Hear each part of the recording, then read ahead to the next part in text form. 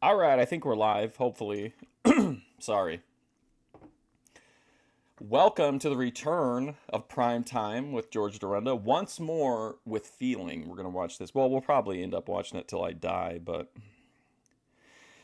tomorrow is going to be Memphis Wrestling. We're going to start November of 1988, so we're wrapping up that year. Saturday is going to be the season finale of Boit Watch. Very exciting. I think that's it. I mean, as far as next week, I think we're going to definitely do another Eric McHenry. We're going to start UWF. We're going to continue with Primetime in Memphis. I knew what I wanted to do. I knew what else I wanted to do next week, and I forgot about it. Shoot, what was it? Oh, I don't know. Anyway, also, I'm looking for new live streamers. I need to train an algorithm that's not on my phone algorithm is the one that gives me all the videos. But I'm trying to train a different device to find live streamers like I normally find vloggers and stuff like that. But I'm trying to find some reliable streamers. Kinetic Kel is just a complete disaster. I don't know what her problem is. Just it's like dealing with a child trying to clip Kinetic Kel. No paranormal next week. I don't know. There might be. I knew what I wanted to watch. It was very clear in my mind. Because we do have an available day. And I can't remember what it is now. Horse balls? What are you talking about? What's up, Luna? Anyway, that's my plan for the foreseeable future. For the rest of this week and then next week. On the Luke West front, he continues to post videos. I know you guys are kind of against it, but I'm going to archive them anyway. And hopefully we can get to a point to where he's posted enough that down the road we can start to reassemble. But there are definitely some, what's her name? April. There's definitely some April content that's missing, but he has posted some of it. So I'm hoping that he'll post the rest of it.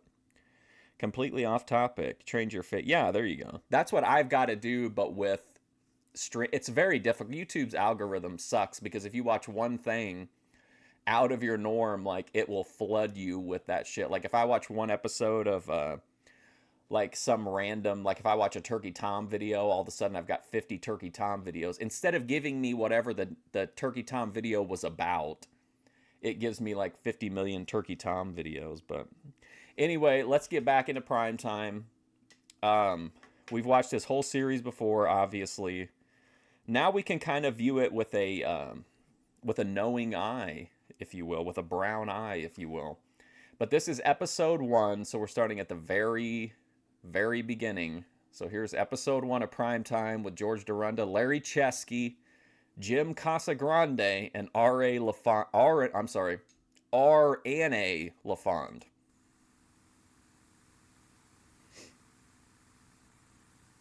Yeah, the algorithm is crazy. It will give me so much garbage I don't want.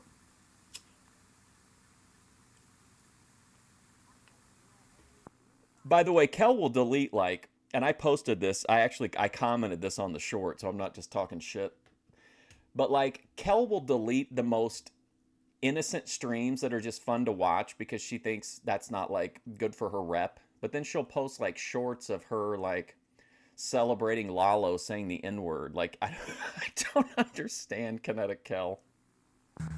Hi folks, only 3 times in the history of humanity has a single event, approximately a half hour in length, altered the course of world history. Well, Okay, hang on a second, I'm sorry. I need just a second.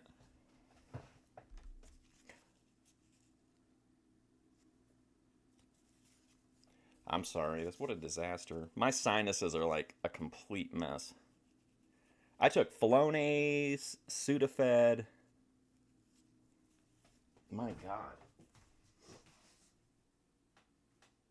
Hopefully I don't have to start blowing my nose directly into my hands. All right, let's take it back a second. Program your phone. Only 3. Hi folks, only 3 times in the history of humanity has a single event, approximately a half hour in length, altered the course of world history. Well, the program you're about to see is going to be another one of those miraculous events. So, bon appetit, enjoy. I don't. Okay, I first of all, I agree with you. She's not cut out to be she thinks she's like an IP2 streamer or something. She's definitely not cut out for that. But I do think she could be a fun live streamer if she would cut the shit and just make content instead of trying to. She's doing that thing where they try to manufacture manufacture hype or manufacture clippable moments instead of just like making content, if that makes sense. I think she's got something. It just, I don't know.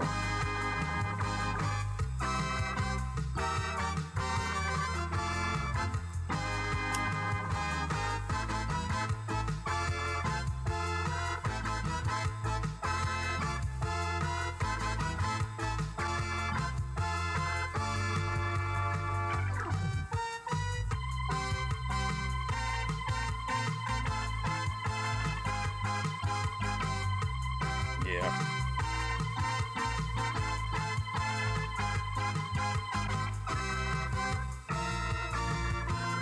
Well, my big thing is wrestling, like, because I have to remember not to search on my phone. I only search on, like, the Roku for wrestling. So, like, my algorithm on the Roku on YouTube is, like, all classic wrestling, pretty much, or Jim Cornette.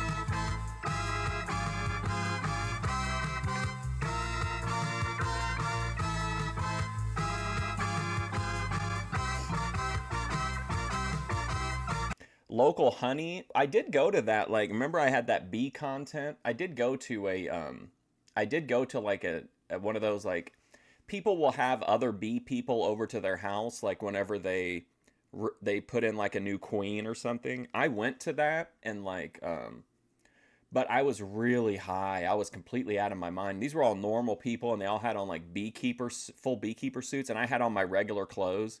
And I was walking into, like, these huge, like, swarms of thousands of bees. I felt like that Mexican, I think it's a Mexican god. What's his name? Hang on a second. What's the guy's name? Amuzin Kab, the god of bees. I don't know if that's how you pronounce it or not, but I didn't buy any honey, unfortunately. Hi, I'm George Dorunda, and welcome to Primetime, where later in the program we'll be talking with Rick and Alice LaFont. Oh, there they go now. We'll be catching up with them a little later. About Morgan horses, fine animals. And also on the big show, golf pro Jim Casagrande, and my first guest. You just eat the honey? Lifestyles of the Polka Rich and That's Famous with Larry Chesky. My next guest has been performing polkas for as long as I can remember. Look at Dorunda's hair here at the beginning. He's been inducted in the Polka Hall of Fame, and he is president of Rex Records as well as Modern Male International, and the titles go on and on. Please welcome to Primetime, Larry Chesky. Larry, welcome to Primetime. Pleasure being here, George. Well, the legend continues. You know, it's funny you say that, because just this past week we worked in Westchester County, and I was talking to a woman. She must have been in her 80s, and she didn't even say that her mother remembers. She said her grandmother remembers me. So I go back a long time. Wow. In the early days, was stage fright ever a problem for you, or were you a natural and you just got up there and did your thing? I don't know, more or less though, but I always tried to have that Ipana smile, as they say. So when I go out there, it's just an automatic smile for everybody, and that's the way I feel about it also, truthfully. Now, you've recorded an awful lot of records. How many exactly? What are the numbers?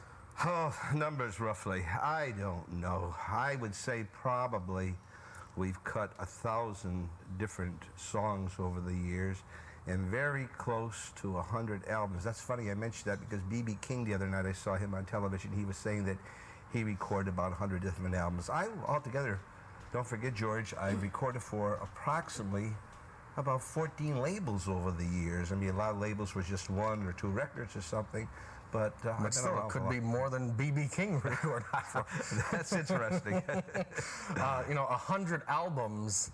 Most people that record today, it's like a really unusual combo. I don't know. Like the only thing is, I've got to clarify. The structure is unique on his hair too. I assume the next question is going to say, how were these records, or were they good, and so on and so forth. A lot of these albums, I'd say probably 20% or 30% were not. I stand by it. I think Primetime is one of the greatest shows ever made. But I love the regional shit. But I just think like it just seems like some of the episodes are not the Doug Locke era. Kind of gets a little bit tricky. But I think I was also like on a lot of. I was also riding a Dorunda high and on a lot of drugs, so I don't know. Now, We'll see how it goes this Larry time. Chesky. I used the name of Joe Pulaski for many years back in the 60s. Stanley Wesolowski, I used that name a little bit in the 70s. And we were selling the material under several different names, and it all came out the same way. And it was basically the same Larry Chesky Orchestra. Chesky Orchestra. You do an awful lot of traveling. Where are you the most popular when you go on the road, and is the reaction the same from place to place? Now, more or less what we're doing 1970s is country our usual music winter hairstyles. tour. We usually go to Florida right after the holidays. Florida, the of first course. of the year. And we'll do the West Coast for about a week, and then we'll take a little break because I have a condominium Is that down his? in Miami. Oh wow! And Look at then that. the boys will do the East Coast the following week or weekend. And we'll do about 2 or 3 weeks down there, and then the fellows will Man, come back. that would be awesome. And I'll stay for the rest of the summer and get back here to Holyoke for the St. Patrick's Day Parade.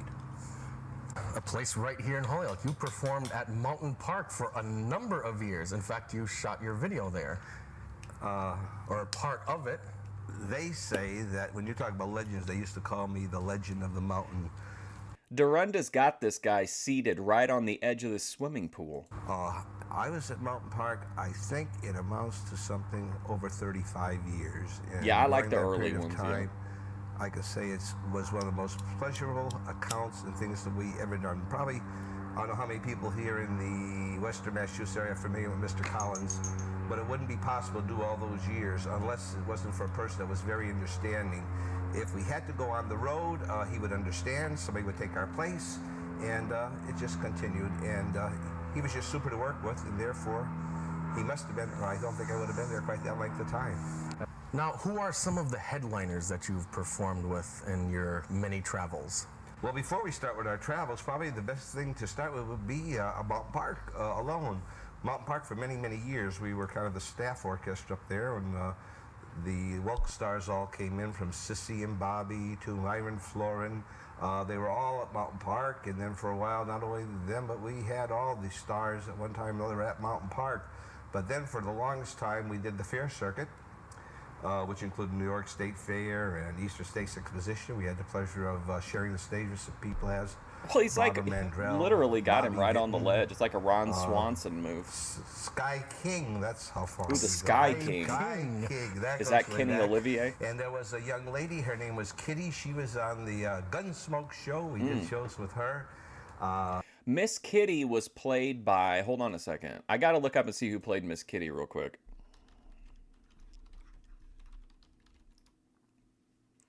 Miss Kitty was played by Amanda Blake. Okay. Sorry, I just had to know. I'm trying to think of Jimmy Dean. I think we worked with Polka him on went the woke. occasion. There was just so many over the years, and it was Now it's all like just the so much equal fun. rights polka. You have 3 videos out at the present time, and I understand you recorded the first Earl polka Campbell, video. get real. What prompted you to do this? We've tried over the years to be good to the music business, and we wanted to be kind of the first and set the pace. Look at the guy for loading the the rest of the fellows, loading the such stuff as in the back terrific there. bands of Jimmy Sturr and Dick Pillar and Eddie Blisonski. Amanda Blake died of AIDS. And we just kind of wanted to put our stamp at the beginning, and we thought we had some pretty good ideas because of the people that My dad we met her had one time. That's why I was producing, looking it up. Hopefully, our particular videos. she died of AIDS. Happened They to didn't have have a little a. bit of money and could spend it properly. And tryst. from this, I think a lot was learned for the entire polka industry. I think he was a kid after at the time. watching our video. And if you notice, if you buy another polka video, you'll see that they very, very closely follow our lines, which we are happy about because at least we thought we were going in the right direction, and evidently we must have. We're a just keep ways on off doing from what Jimmy we are Sturr, doing. I think. Once again, you've paved the way. I don't know, a legend in my own mind. That's what they all say. So right now, let's take a look at that video, Larry Chesky, and I Really Want to Play in Your Band. Here we go.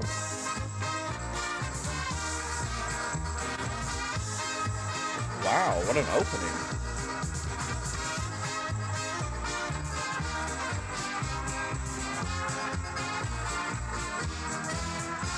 I understand the ups and downs of music.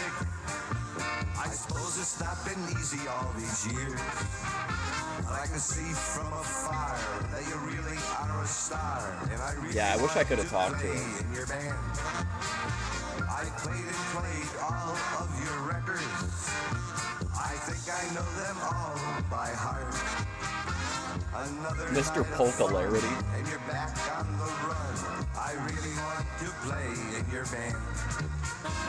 I swear to God, I only want to be with you. I promise you I'll Who's Becky Blaze? I don't mind playing second fiddle. Oh, I just want to play in your band. I don't know very many people, to be honest.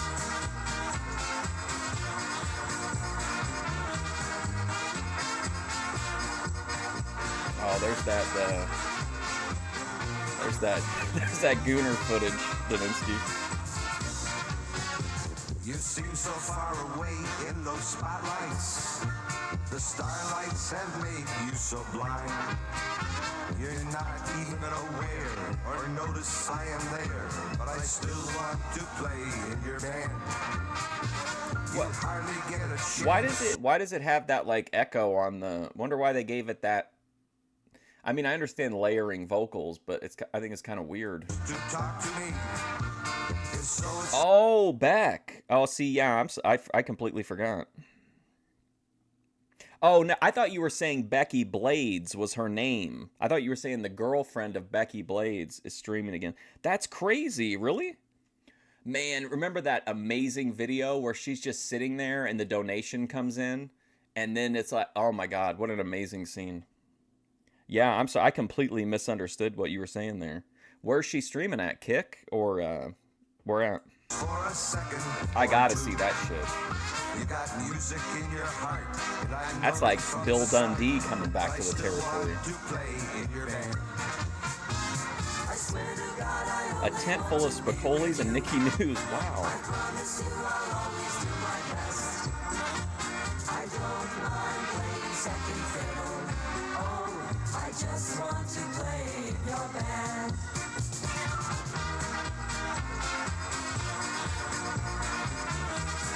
I want to point it out too because we're either gonna get it to this stream or the next one. But the Boba Fett, in my opinion, of primetime is Mary Lou Dragon. She has very little screen time, yet she remained talked about for the duration of the entire series. Oh, but Blade to me, I mean, my God, what a streamer.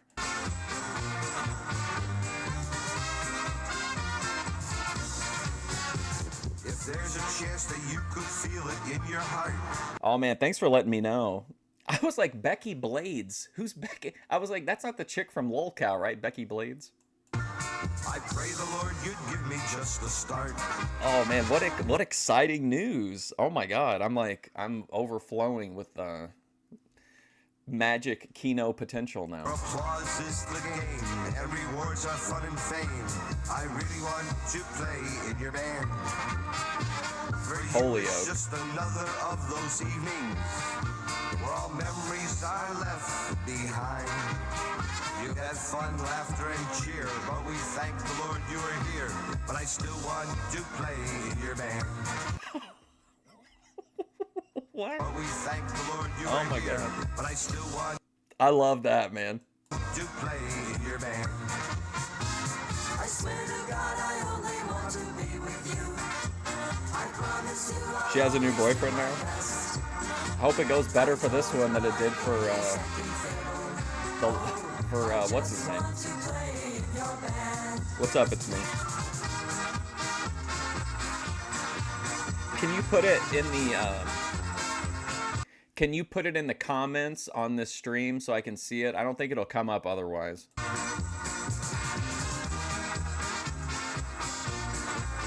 Yeah, I definitely want to see it though.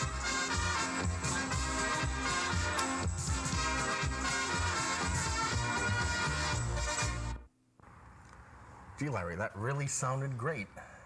Thank you, George. And all those innovative ideas, and I know a lot of time and hard work went into that. That was one of the tunes that we really enjoyed doing. It's a fun song. It tells the whole story about the whole business, and you should know about that. I certainly do. I realize you run a business Yeah, Willie Two and Guns. you still get out there and play. What do you do for fun in between? What an Well, you know, George, with the family I absolutely have just, 4 lovely man, daughters, that stream. And of course, I don't know how to say this to say it the correct way, but I was on the road for a long time, and I didn't have a chance to quite do all the things I like to do with my kids. But now I have a chance to do the things I should have done, and I really enjoy doing with my children and their families. IRL because Mania, I'm a okay. grandpapa already, and we enjoy every bit of it. And if you could see kind of our home here or something, probably with our swimming pool and all, we do quite a bit of entertaining at home. And we managed to get away on weekends. I'll tell you a funny story just last weekend. I said to the wife we were going to get away for the weekend because I wasn't playing. And I took her all the way to get away for the Springfield to the weekend. Sheraton Terra, and we spent the weekend at the Sheraton Terra. A funny thing, she drove up and she says, I didn't realize I'd be here so fast. I think it was 4 minutes took us to get there. Well, we enjoyed dinner and dancing, had quite a weekend right in Springfield. Now, a few years ago, you were inducted into the Polka Hall of Fame. What are your thoughts on that? What kind of an experience was that for you to go all the way to Chicago and I wish you could receive this fucking. honor? I went out with kind of a little different they had attitude, better- but when I got there, I found out that it was quite an honor, and Stop I showing me just Becky couldn't be Lynch humble enough, videos. only because of the fact that it is an honor that's picked by your peers, and there's only 18 of us over the year. One fellow a year is basically given for contributing to your industry. And I really enjoyed it very, very much. Of course, when you're with names like Frankie Yankovic and some of the big boys, you Then when he really went to give the it a lot of mountain thought. with Orange, There was an article in the Wall Street cinema. Journal back about 2 weeks ago. In fact, my banker sent it to me, and it was in reference to Lawrence Welk's son. Wrote a letter to Hall of Fame in Chicago, and he wanted to know why his father was never embronzed or there. There's not a plaque there. In bronze. And evidently, the way the people are chosen for the Hall of Fame, it's all the promoters, the disc jockeys, and the people in the industry that vote, and they send their votes. They are handpicked to Loyola University, and I think it's something like 1,200 people that vote on this. Well, getting back to Mr. Welk's case, his son was a little put out because his dad was just never put in the Hall of Fame, according to this article that was a Wall Street Journal. But anyway, if you read the whole article, they just simply told Mr. Welk that he wasn't really a polka person. I mean, he played one polka on his Saturday night shows, and he recorded several polkas. He was not a polka artist. Wasn't a polka artist, and really, as good as he was and as well as he played his polkas, he just did never really to enhance the polka industry. So I hope Mr. Welk is satisfied with that answer. In bronzed in carbonite, yes. Your dad's been with the band. I ate a as long cake as- pop the other day that was, it said it was enrobed in a candy shell. I can remember. And how has he helped you through the years in many different ways, I'm sure? Well, George, I don't even think He helped you through the years. I have to be honest with you. I don't understand George's hair. I don't understand the logistics of it. I feel like it looks like he's going for like kind of either like a Hitler Youth or like a Flock of Seagulls member. I'm not sure which one. In many different ways, I'm sure. Well, George, I don't even think I'd be Look at here his to- Through eyes. the years, in many different ways, I'm sure. Well, George, I don't even think I'd be here today talking about music if it wasn't for Papa Joe Chesky. He certainly stood with me and helped me all the way through my So musical career. he's a polka He legacy. was on the road with me all these years. And up until just a short period of time, he stopped playing the bass, but he occasionally comes on jobs and sings a little bit of Głęboka Studzinka or something of that nature. And but he's doing great. Something of recorded that with you, too, nature. and, He's done several albums with me. I think Papa Joe's going to be in his early 80s very shortly, and believe me, Well, how old is this guy? I thought this guy was in his 80s. I think he's got more pep than I have. I just hope I have the longevity and Also, just for context, didn't we figure out that George is in his early 30s when he starts prime time? the health that he's also is like. But he's doing Or is great. he in his late 20? Like, is he like 28 or 29 here? Because I think at one point we figured out that he was like in his mid 30s at one point in the show. And I certainly enjoy having him with me all the time. Well, he stays busy up in his record shop upstairs from your office. Yes, in fact, when it comes to, we're in the Polish product business, of course, but when it comes to music, you can ask Papa Joe just about any question about any record or tape or video, and he always has the answers. Polish pompadour. Well, Larry, I want to thank you for being our first guest on Prime Time and having us up to your nice home. Dorunda is legit young. Thank I mean, you, he George. is We'd like to say he thank is you very late 20s or early 30s here for sure. much, and we'd also like to say Because at one point we figured it up and he was 35, and I think that was toward the end of the show, maybe. to all of the viewers of Prime Time out there that would like to thank them for having us into their home, and we hope they come out to see us sometime. That and hair do is the wild, with man. us, enjoy themselves. He looks like he should be in Certainly, Gunther's come back group. anytime. And we'll be back with more Prime Time after this. And also for context, if you don't know, unfortunately, George Dorunda died in August, I think. And he died right as we were wrapping up we had one episode, I think, of Prime Time left, and he died. One stream of it left, I mean. Help conserve our farm. Hey, Daninsky, look at this deep cut. George putting a yacht in there just for that savvy guy connection. Help conserve He's, our I'm forests. telling you, he's either late 20s or early 30s. I mean, it doesn't really matter. I mean, that they're pretty much the same thing, but yeah, he's definitely young. Find out what you can do. Write to Forests. Probably National 32. Wildlife Federation, That makes sense. Washington, D.C. 20036. That means in 94, then he would have been like 36, 37-ish, yeah.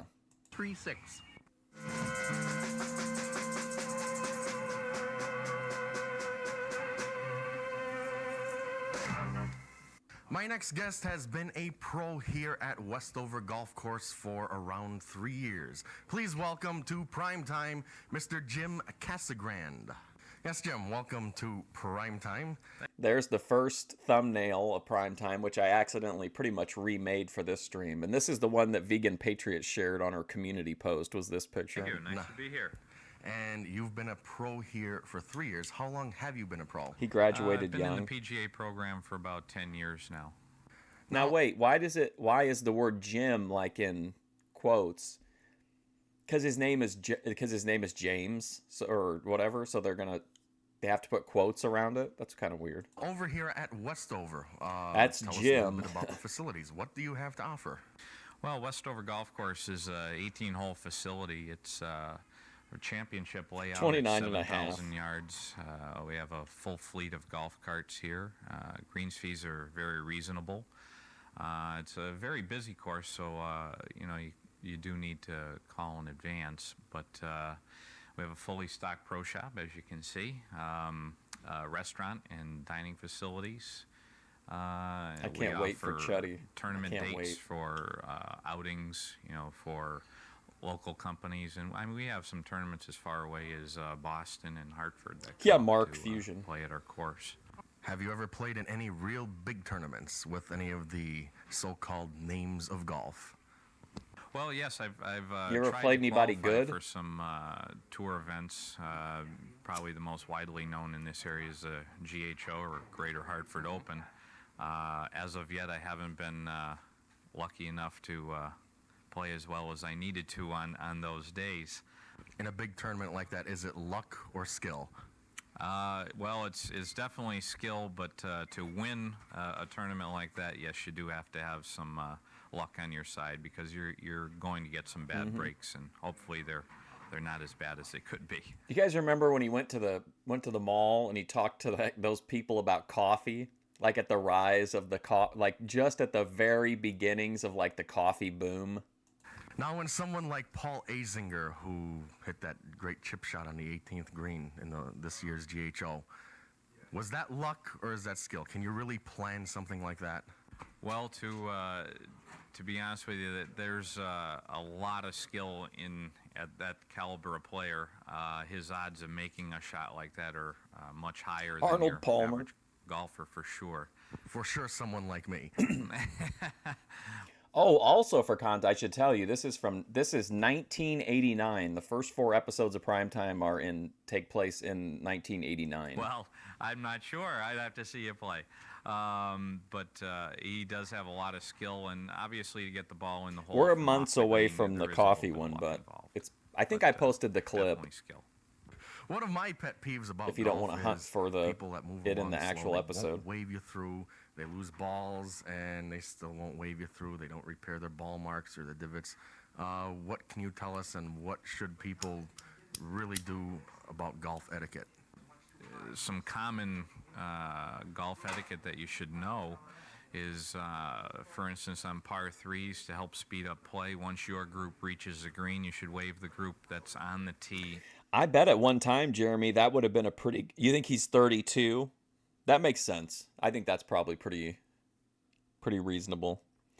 I honestly think if they would have made that documentary about golf pros in like the 70s, 80s, or 90s, it could have been interesting. I would say now, it's kind of like if you made an MMA documentary back then, back in the old days, like it would have been a whole different vibe than now. But I do think there are probably a lot of really interesting, probably bitter people that are in those roles.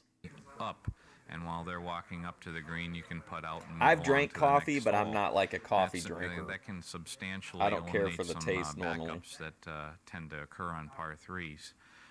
Repairing ball marks and replacing divots, really neglected. Listen to him. He's repeating back everything. You know what? He's mirroring George, Part of the telling him what he wants to hear. golf etiquette, and it's common everywhere. What about coffee cake? Unfortunately, that would be nice if we could start changing that. And to some extent, that should be done by the people who do play golf now, and the pros, greenskeepers. All of us can educate the people that are coming into the game to help them improve on things like that. Now, as we've discussed before, I've been playing golf for a while myself, and somehow I can't get past the point of being pretty lousy. Fell in Now, love with what coffee. can He's you pretty do for lousy. me? I've been told I'm consistently inconsistent. Oh, well, that's good. That's good. I've got to change that around and help you out a little bit. You've got to have a swing flaw. It might be one thing, it might be a couple things, but Yeah, coffee what ice we'll do cream's is we'll good. give you 1 or 2 things to work on, and then you can go out to the practice range and hit about 1,000 golf balls, and you'll be ready. Now, would one of these golf hats over here help? Oh, definitely. That's got to cut at least. Could I get one of these golf hats for free? He's already trying to squeeze shit out of people 5 on shots episode off your 1. score. I'm convinced. Oh, Let's by the way, don't you think it's okay? I understand the idea of having to put some content behind members only because you got to put something in there. But I hate it when people put like brand new streams behind it. Like that's so dumb to me.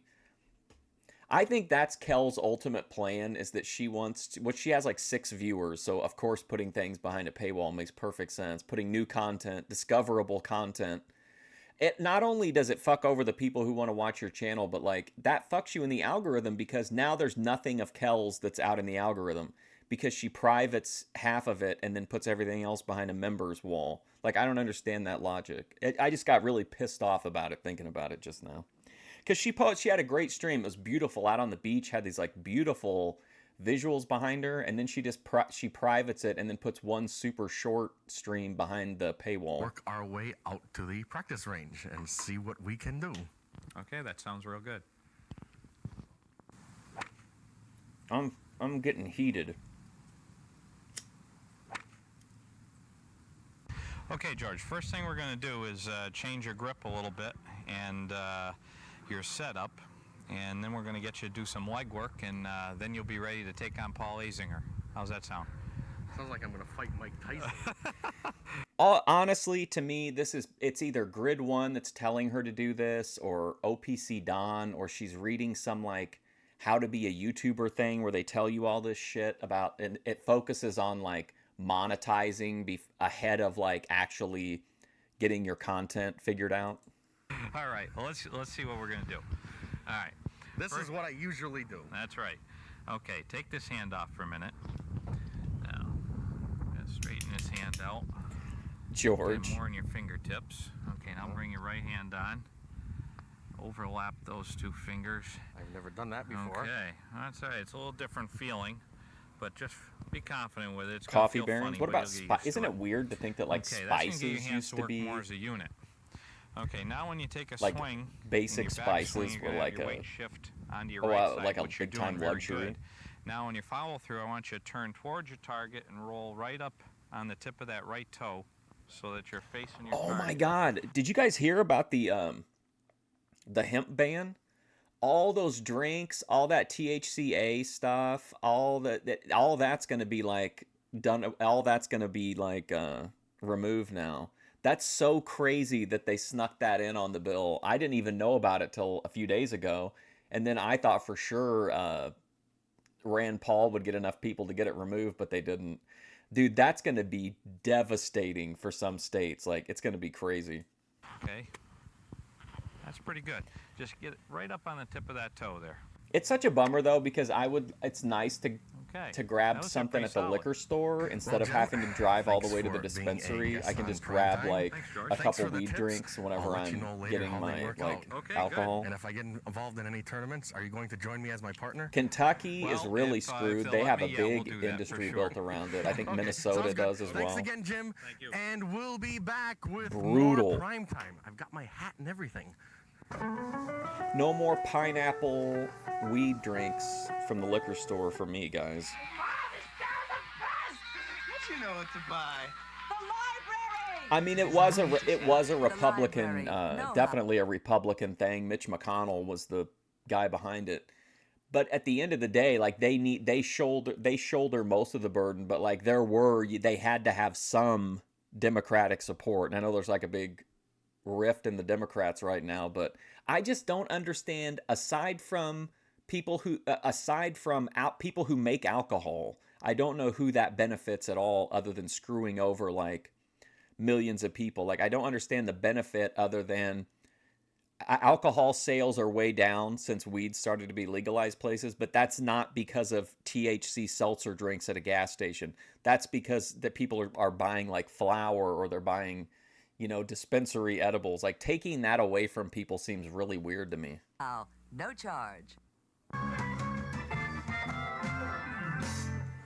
Hi, and welcome back to Prime Time. My next guests have been raising and breeding. Well, no, I can still buy weed. I can still get the exact same. I can still get weed drinks. I just have to go to a dispensary and support like these giant weed corporations instead of being able to buy like locally sourced. Like, there's actually like hemp farmers all over the place. You can get like actual, like locally sourced, locally grown stuff. Just in a little seltzer with like 5 milligrams. Like, big deal. And training and showing Morgan horses for about 15 Like, years. who does it They hurt? are Rick And I could be wrong. Correct me if I'm wrong. But alcohol sales being down, you got to think that if they would just have leaned into it and started to diversify, why wouldn't a company like that be like, oh, everyone wants these THC seltzer drinks and nobody wants alcohol. I'm going to get rid of the seltzer drinks and that'll fix everything. No, just make your own fucking seltzer drinks. Like, I don't get it. Alice LaFond. Welcome to Prime Time. Are you excited?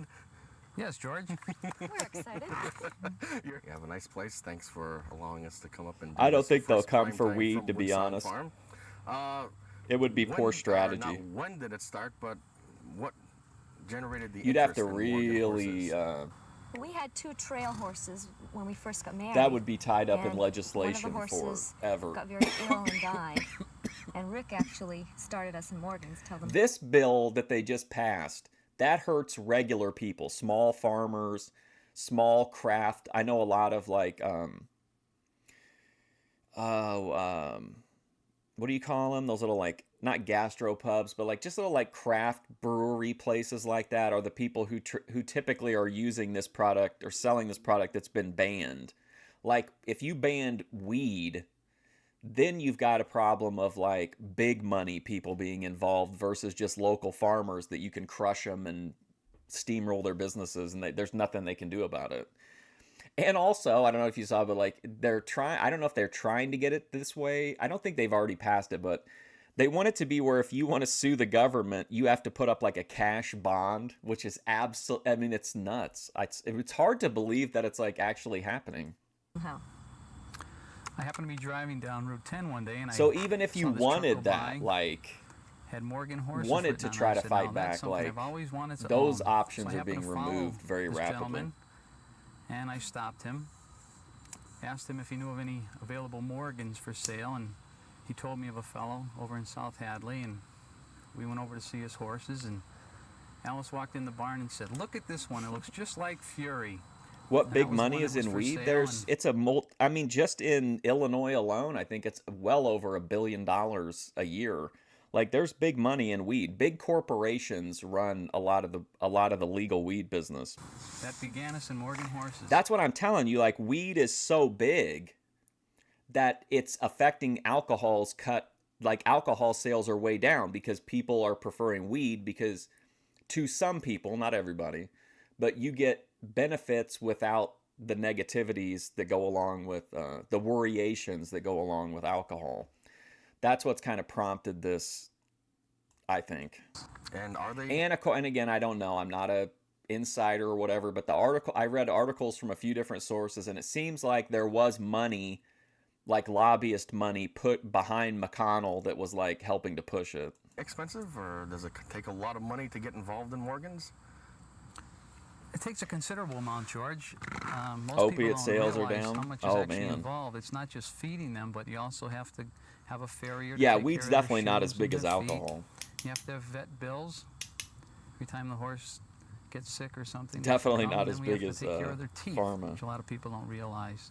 So there So are you have horse dentists. yes. Yes. So there are quite a few expenses. There is no drilling and filling, though. No. No. Just extracting. There are several different gates, I believe. Are any more difficult? Do all horses do all the Right, but gates? I'm just saying, like, there's a difference between it. I'm just saying, like, there's a difference between opening a legal issue with companies that do have billions of dollars versus going after like everyday people that are just trying to get a side hustle. Or in this case, it's going to kill a lot of family farms of people who they could no longer like sell their regular crops, so they switched over to hemp. You know what I mean? Like, those people have zero money. They can't really fight at all. And who's going to fight for people like that? Certainly not in America. You're not going to see anybody help those people out. But there's zero barrier to steamrolling people on that issue. The weed thing, there would be resistance to. Morgans do what And we sometimes if you're just looking to do as much damage as possible, you would avoid any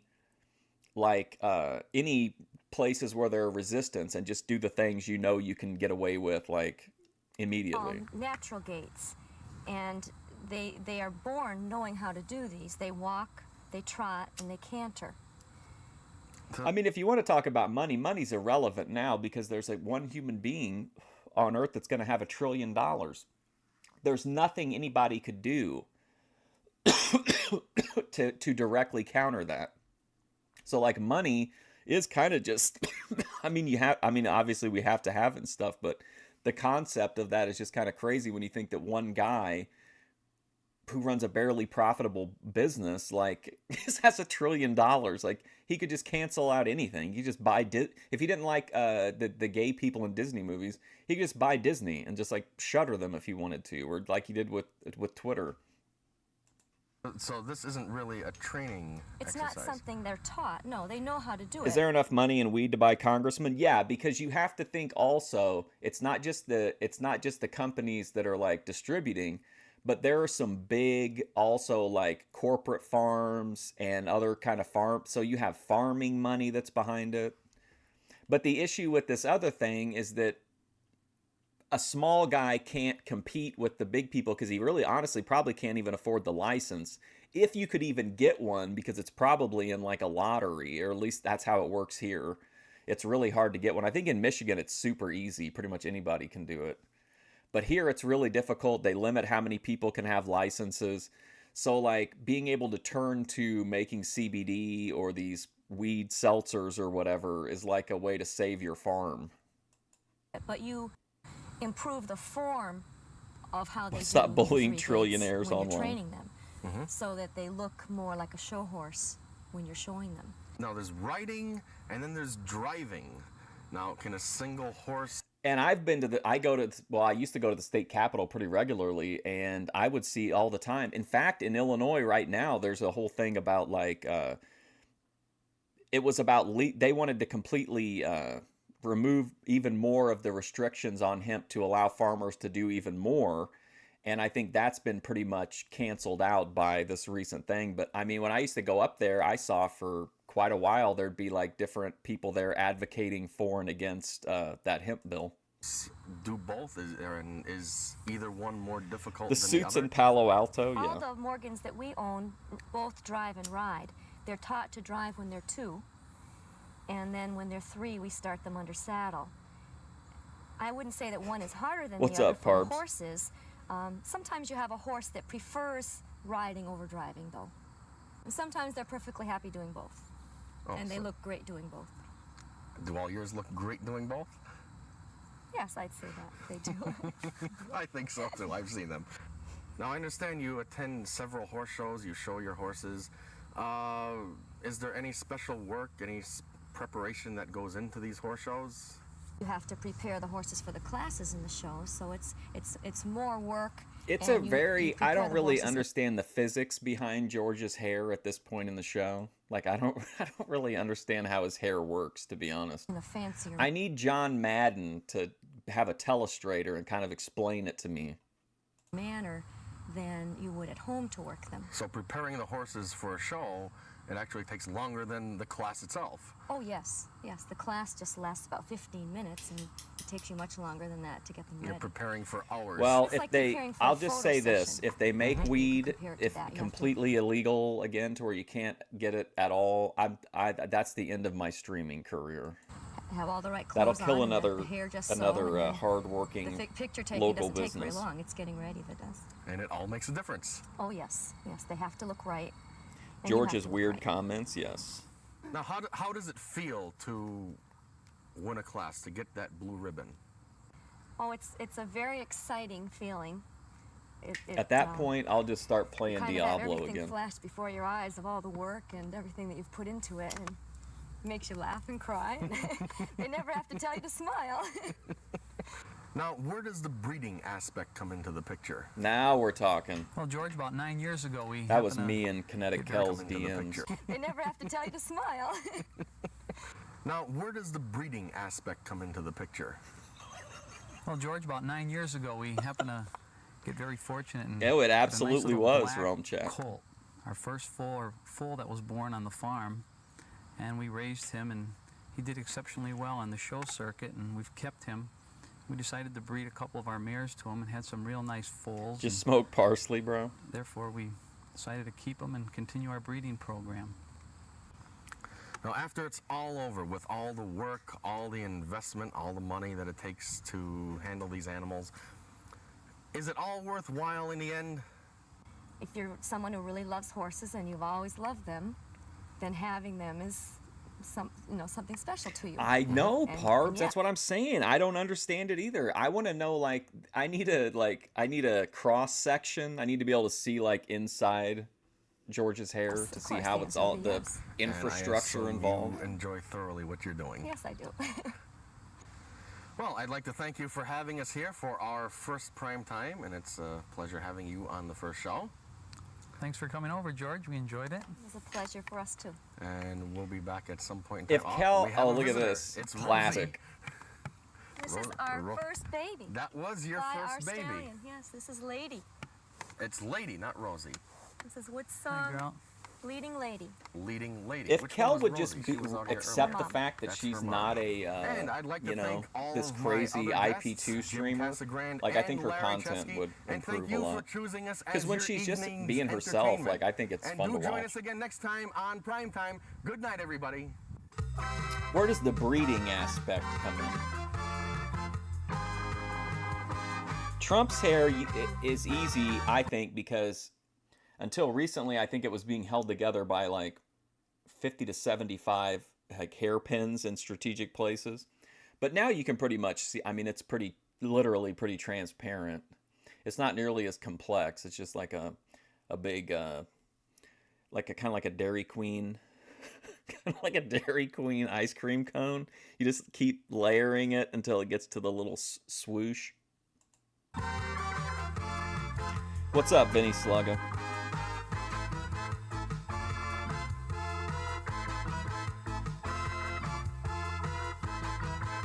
George's hair is just so strange. It almost looks like a small beret that he could take on and off.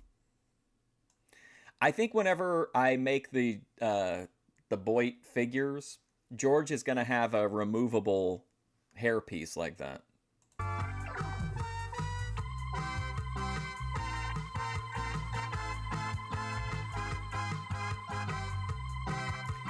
You think Larry Chesky ever like spread a chick's cheeks on that pinball machine? He seems like he would be into it, like he's into the groupies. You saw the video, the music video.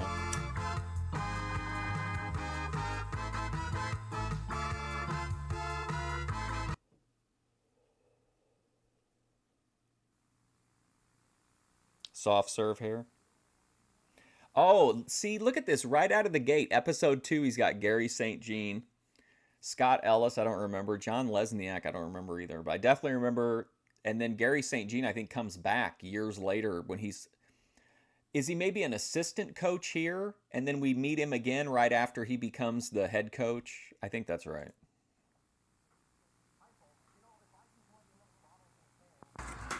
Hi, folks. What you just described, going over someone's hair with a telestrator, that sounds like something Lalo and Ruska could do together. You know, if I can collect enough bottles and cans, today's show will be broadcast. Golden State Warriors. So now we're back to now we have a Sports Friday connection. Wow. Without commercial interruption. Scott, how many do we have? $3. $3? All right. See, I didn't pick up on that the first time we watched this. This is a great reason to rewatch shit, especially 96 episodes of it. Remember George has that moment where he gets the recycling guy on and he just kind of really subtly shits all over the idea of recycling? Well, before that seed was even planted, he was already doing it here. I didn't pick up on it the first time. $3? All right. Hi, folks. You know, if I can collect enough bottles and cans, today's show will be broadcast without commercial interruption. Scott, how many do we have? $3. $3? All right. Wow, only made it 2 episodes before he put his personal, before he started putting his personal opinions into the content.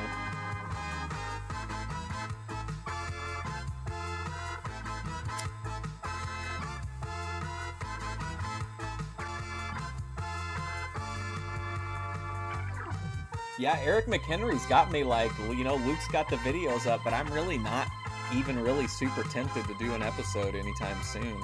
I'm pretty invested in the McHenry arc.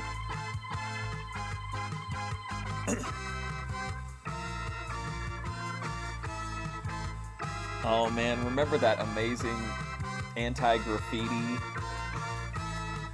ordinance promo he cut? All right. Hi, I'm George Dorunda, and welcome to Primetime. We're here at the home of the world kielbasa eating champion. We'll be talking with him later in the program. Also on the program, we have actor, singer, dancer, musician, magician, Scott Ellis. That's like 5 people with the kielbasa eating champion. That's like 6. For most programs, that would be more than enough. Not for us here on Primetime. Next episode is Golden State Warriors basketball coach Killer Gary Kowalski St. interview. Jean. So let's head out to the St. Jean Summer Mansion on Cape Cod. My first guest on the program now makes his home in Alameda, California. He is originally from Chicopee. We're here at his summer home here on Cape Cod. He is Gary St. Jean. Gary, welcome to Primetime, the Beautiful. big show. Look at this backdrop, man. Pleasure to be here. Lakeside. Here you are, George, on Crystal Lake in Orleans, down on Cape Cod. Oh, We've come wow, a long beautiful. way from Chicopee, Massachusetts, haven't we? I remember your older home right next door. That was Things certainly have changed. many moons ago. George, you and I go way back when I used to be a teacher at Chicopee High School with Jim Caveney, and you were one of our favorite PE students, and you used to frequently visit us down in our office. We'd have many a good laugh, and I remember when you were playing. Many a good laugh was had. Some of your gigs down here that you'd stop by and see us over here at my little place that I used to have, and it's grown a little bit. Yeah, we've grown a been little fortunate. We've had another place here on the lake, and then we were fortunate to have some land, and we've recently built a new place, and we're very, very happy with our new home. So how did it all start? You're now with the Golden State Warriors, and you kind of made the change in a different way than most people. You went right from high school coaching Agreed, for into sure. pro. I believe you were a scout for a while, and then It's much more managed here. George, it's been a dream. It's like taking a ride on the big carousel and just having it all happen. You know, as you know, going back to our Chicopee days, I was fortunate to coach the team there at Chicopee High for 8 years, and at that point, they were the finest No years comments. of my life. I loved, 100 views. Going back to my 107 alma views. mater, and there were so many influential people there. And then Look at this I had camera the angle. opportunity to work at a basketball camp that only took place because of our success as a team. We were taken to Boston by one of the local state representatives who gave us a tour of the State House, took us to a Celtic game, and I got to meet Don Nelson. Hey, And I Don worked at his Nelson. camp, and he's had previously said, hey, I'd like you to bring some of your players to the camp. And I said, well, you know, I don't know if they can afford to come. I said, but I'd love to come. And we established a relationship. Listen, and, I know you invited my players, but they can't afford it. I, on the other hand, would love to be there. Years ago, he offered me a position to come scouting. I thought about it for about 6 seconds and said yes. And, didn't take you long, did it? Not long. And then I scouted for only half a year, and then he offered me a coaching position, and stayed with him in Milwaukee for 6. And then I went to the Nets in New Jersey for 2, and now I'm back out with Don Nelson, starting my 2nd year out there with him. And it's been nothing but a dream. It's just, I feel like I'm a very, very fortunate person to A true dream. say to you that I'm doing something that I love. It's not a job. It's like a dream come true. It really is. People say, geez, don't you want to be a head coach and don't you want to do this? I said, hey, I was happy as a good old clam being the coach at Chicopee High. Wow. And here I am now sitting every night in front of 16, 17,000 people. Or Balding better yet, coming back to Boston head and versus sitting on the Balding bench head. against the Boston Celtics, and I get a cold chill down my spine every time I walk in that building. So I still have very close roots. Yeah, of to course. back Dorunda here had a in big online Massachusetts, presence. And I guess the highlights of my summer are when people from Chicopee You can know stop what, by and say too? hello. I bet that, like, all that's going to go offline toward the end of next year. Maybe we should go... Do you think we should go in and, like, save the... Or do, like, a stream at least where we look at all the pictures on his website or something? Because that's going to... I mean, eventually that charge is going to come up to renew the domain name. And I bet you, like, it's just going to... I'm sure his credit cards and everything are canceled now. So all that shit will go away. What kind of a guy is Don Nelson to work for? George, he's Impressive ear length. he's a unique Wow. individual. He was a, you know, to That's use a the real phrase, he flex. was a That lets the winner other guys as a know who player. the alpha He played is. on 5 championship teams with the Celtics, and you know, I've been with him a long time, and the guy has all the qualities it takes. I thought to I be a heard some successful gentle coach. fireworks going Take it on. a step further, and he's a master preparation person. He delegates responsibility to his assistant coaches very, very well, and he has a tremendous love for the game. He's a master technician coaching the game. You sit on the bench during the course of the game, it's fast. There's a many lot, changes too, a take lot of place. pictures. He makes you play the style of play that he wants to play. He'll play a small lineup and you're playing a big lineup, and he makes you play at his pace. If he continues to stay on the bench, I think he's destined for the Hall of Fame in that little town next door to our big city of Chicopee, what is that name? Springfield. Yeah, some place called Springfield. Will I be ready to let go? I mean, yeah. I'll have to be. Well, hopefully by the time we finish primetime this time, I'll have new attractions that will hold our attention. Just down the river. Down the river. No, you're really I'm working dealing hard with the out there cream of the trying to crop. recruit. And, you know, they've been through all the best programs, high school, college, as you yourself have been a product of those institutions. Do you ever run into ego problems, like, what can this guy show me? Absolutely, George. It's a big I'm problem. waiting for George to ask you. I think, George, you hit on one of my pet peeves about professional sports. And maybe that's Never why I mind. love to see everybody, from my old friends from Chicopee. It's a big problem, and you've got to deal Well, with I think it. I gave him a Having pretty been proper teacher send-off. and My dealing God. with young people, as an assistant coach, one of my responsibilities is to talk to young players and say, hey, let's put things in perspective now. This is why the coach isn't pleased at what you're doing. I'm just glad because we can watch the reflection story again unfold in real time. And this time we know everybody's name. We know the story. We know what really happened. And so I think revisiting reflection and seeing if I become psychotic again and start imagining all this headcanon again. You've got to do this to change. Your attitude How has will to it You change can't how I play see it cool. now that I You gotta come know? out there and give 100%. If you don't do that, you're going to stay right here in the little doghouse, and you're not going to play. So we do see the players in that instance, and I'm sorry to say that some of my peers in the coaching profession grow to. Gary St. Jean, right? Assistant coach here. George Dorunda, host of Primetime. He's just getting. They're both experienced. They're both at like shifting points in their careers, right? They both moved up. George has got his own show now. Gary St. Jean is assistant coach now. And then years pass. Dorunda's completely unraveled. Primetime is collapsing around him. And he has Gary St. Jean back on, and he's head coach now. I always thought that was such a like fun dynamic. Have big egos, and Very, today, very Eric is McHenry my passage 5th of time. I got married kind of late in life. I've got a beautiful wife, and as you've kidded me many times, I did overachieve. She's a great woman. Wow. I've got a daughter now, and So George was complimenting Gary St. Jean's wife as well. nothing's more important to me than them.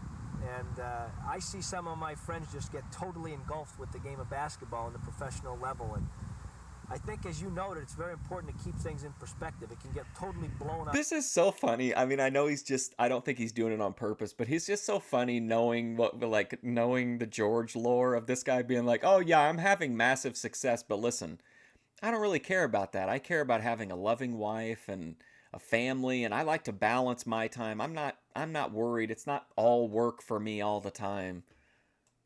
Out of proportion very easily. Poor George. Do you find that once a player signs a lucrative contract for like $1 million a year or whatever the numbers may be? Okay, there you go, guys. When George imagines a guy making like fuck you money, it's $1 million a year in the NBA. Like can you imagine that? That wouldn't even like make the news now, I don't think. Do you find after that point he says, Well, no one would even "I've bat made an it. eye." I've got my contract. Maybe I don't have to work quite as hard. It's a great question.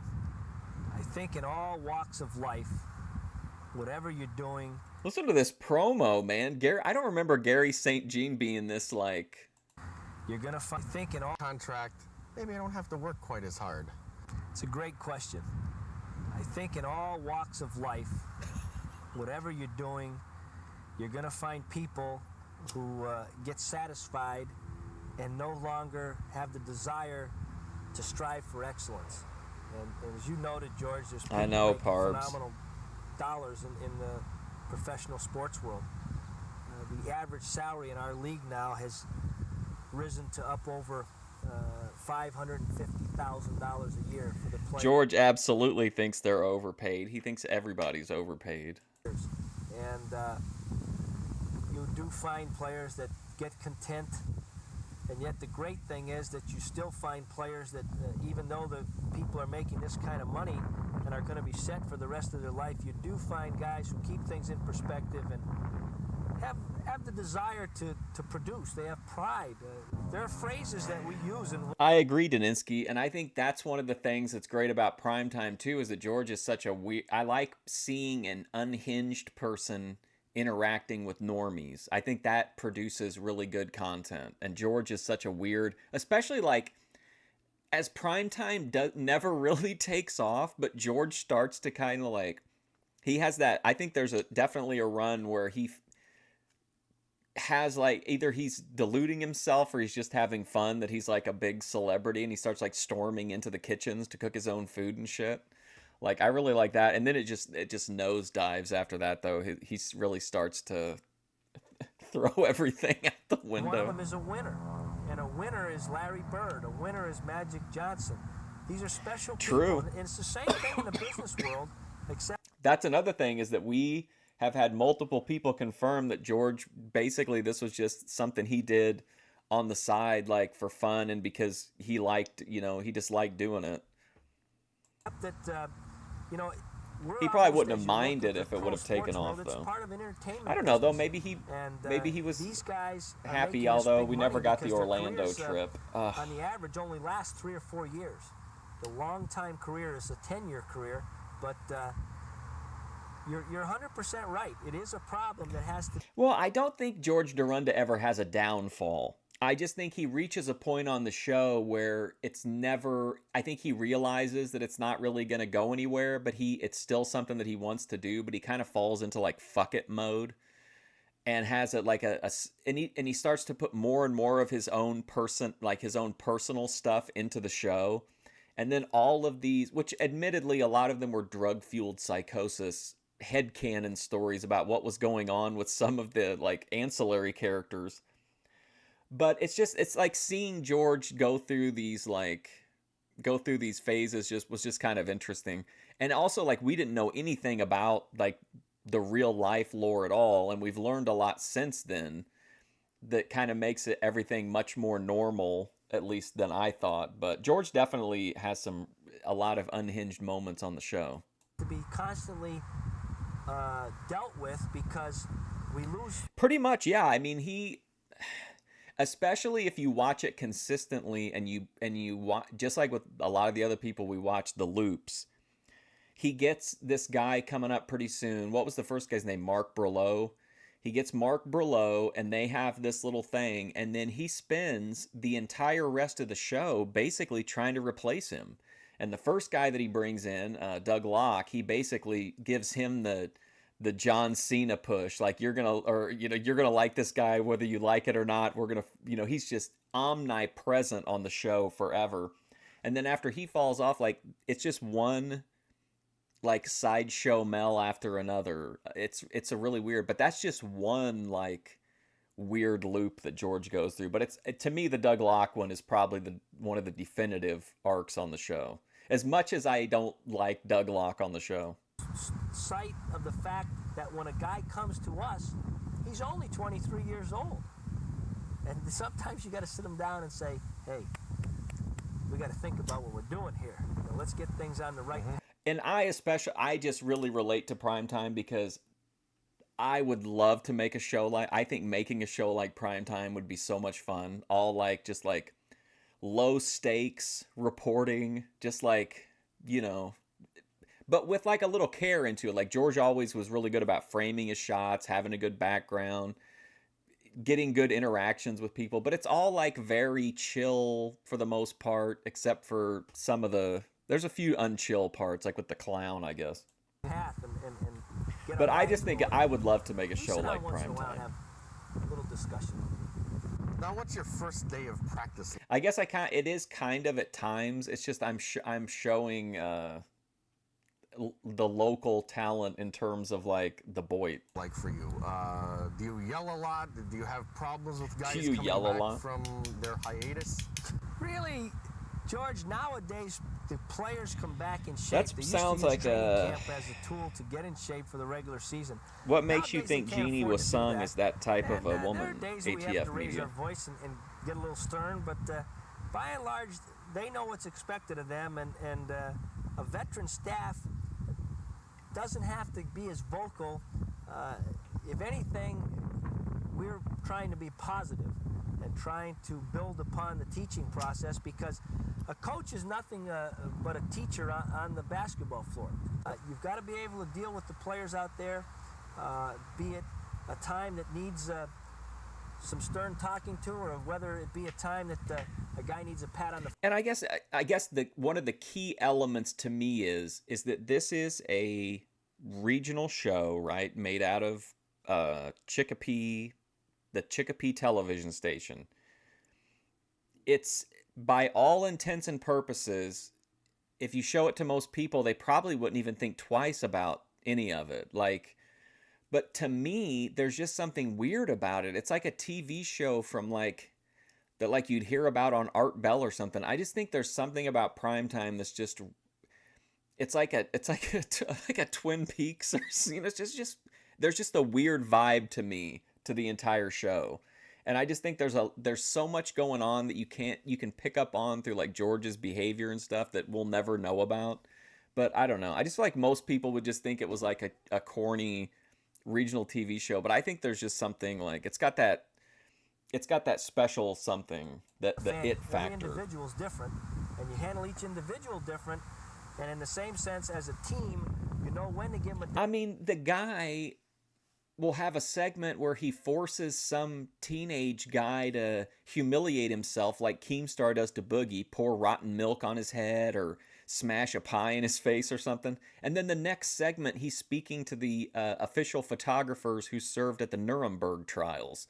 Like, that's not your typical regional local access TV show. Day off, when to push them hard. Nelly refers to it as knowing when to run the horses hard. Okay, you're married, you have a lovely wife, a daughter, and I understand another papoose on the way. Gary St. Jean is living the life. Can we agree on that? Business.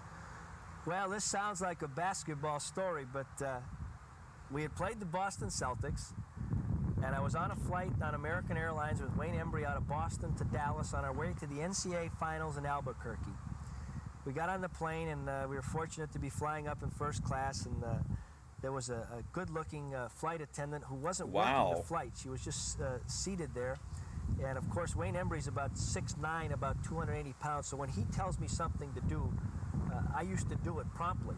He pointed like this. He says, "You sit next to her." So I looked, and I said, "Okay." So I sat there. Did you hear the voice he did for his player? He sat behind to her. I used to do it promptly. He pointed like this. He says, "You sit next to her." You sit next to her. I said, "Okay." So I sat there, and he sat behind me. This is some Thorpe style outdoor she was from Concord, seating. Massachusetts, a graduate of University of Massachusetts, majored in PE. Hey Cody, in the over the summer they used to pull over and then put a full living room set basically out on the sidewalk. They'd put their chairs, like a coffee table, a couple end tables. They'd have like some drinks set up. Captain of the Concord High girls basketball team. Talk some more, and of course we're getting off the plane, and I said, "This girl's special." I said, I need to get in contact with her again, and so I said, "When we play the Celtics again, give me a call and come to the game." Well, I forgot to call her, but she called me and wanted 2 tickets. I said, "No, you only get 1. Because I don't want you bringing some other guy with you. You're going to have to come and see me later after the game for a bite to eat." Well, there started our relationship, and Mary Jane and I got married about a year after. Oh, he that. married her. I thought he was just talking about daughter, Emily, who's 2 I and a thought he half, was just talking about like a hookup or something. I thought we were getting a rat story. Our new addition that's going to be arriving in January, and it's fulfillment of my dreams in life. You know, the basketball's been tremendous to me, but you come home. See, I love have it. A great wife and a daughter, and he's just I know. Again, I don't think he's doing it on purpose, but it's just like knowing George. Dude is just like it's just like basking in his successes in life. With God's will, another healthy child. I feel like I'm a real lucky guy. Do you keep in touch with some of the people back in town? You'd bet money that McHenry knows nothing about late 80s Golden State Warriors. Well, All right, we can. Well, Chicopee I've got a that plan. were influential in your Kind of in early that career. regard. There were a lot of I'm working on the influential long-term people, meta storytelling that of Sports Friday. It had a bearing on my life as I grew up. You know, I left Chicopee, and there were a crew of people that I just felt like were very, very special friends. You know, I'm sure I'm going to forget a few, and I had a number of guys that coached on our staff that I thought were great people and had a great deal of success, one being Mike Thompson. It's about caught my shirt on fire. I had a Tony Yeoman John moment. Bedinkowitz and Ted Tremblay and Richie Janilewicz, and of course a guy that I taught with Jan at Chicopee for Levitz 7 from The years, Office? Jimmy Caveney, who's one of my special friends. Those are the guys that I really friends. stay in close touch with, of course also with my family, and it's I think that I might have more friends than I realize when we play Boston, George, because all of a sudden I get about 50 calls for tickets. But Now he's celebrating like that he has almost too many friends. Look at this. I love this shot too. those guys love to come down to the games, and we get together down George here has down just the got Cape, it, and man. The I'll dude call knows them, how to and they make keep me good abreast of content. what's going on back home, and you know, you can be in the Well, let's just say this. I have anticipated a return of Sports Friday, and I have also prepared how to respond to said Sports Friday return. NBA for a lot of years, and I've had 10 great years, but I know if I ever have a problem in life and I need a hand, I know I can call those guys, and they know they're only a phone call away from me. And those Let's are some just of the say a closest return of people in Sports my Friday life. at this point would I still, really cherish their awaken a friendship. sleeping giant. Well, for a guy who's done it all, where do you see yourself After 5, I've already 10 lined years up from now? Do you think you'll be sponsorships doing the from same Red thing? Bull George, and I've achieved the goals that I really V8. wanted to in my life in terms of career. And again, if I have an opportunity to become a head coach in this league, so be it. But I think I'm just trying to put one foot in front of the See, other. this guy is this is the perfect person to be talking to George. He's touting his successes, but in such a humble way. He's like, look, if this is the tops for me, man, I'm fine with it. If I become a head coach, that's fine. So he's basically saying, like, you know what? I am so content where I am in life. To George Dorunda, and then later on he gets that giant promotion to like the ultimate job in his field. I also have some thoughts about going George does move to Orlando, but that also kills the show. into the front office, be it player personnel or general manager. If those take place, terrific. But as I said before, I'm taking them nice and slow, one step at a time. Well, Gary, it certainly has been a pleasure to V8 have you on sponsorship. Prime Time and to have us down here at. I think that I don't want to spoil it because I'm sure you want to somewhat I don't think you want all the inside information. I think you'd like to see some of it play out in real time. But the concept that I'd like to get to would be if we can do 2 or 3 more before he comes back with his show.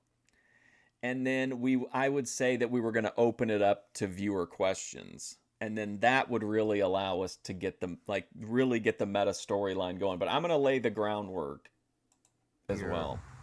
Fantastic Subtly. home. I have never seen a home that looks like this in my life. Well, it's been a lot of fun, and this has got to be one of the highlights of my summer to get together with you again. It's not. I mean, it's not illegal to lie, is it? As long as you don't slander somebody. Like if I said that I interviewed Brock Purdy, I mean, what could they do? Bill Apter lied about that for years. And, talk a little bit about my past and present and future, and you're looking slim and trim, and I bet you're still playing. And he's praising him, calling him slim and trim. George is absolutely boiling over inside. Like I know he's so upset. Mean tune. I certainly am. That keeps me busy. Well, thanks for being on the show. My pleasure.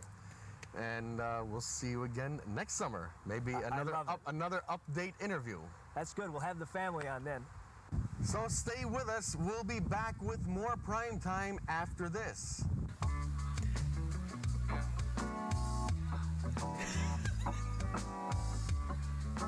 I mean, what a great show.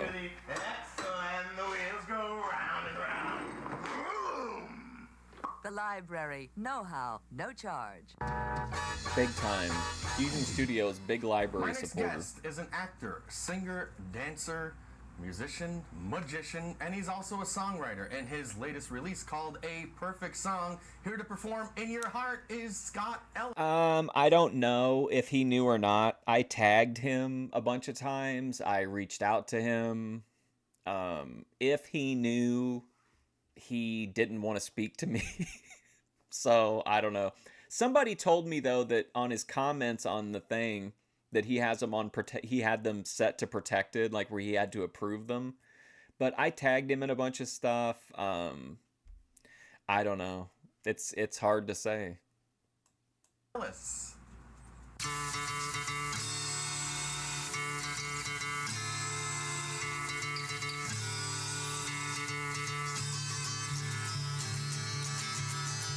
Could have been you, Kel.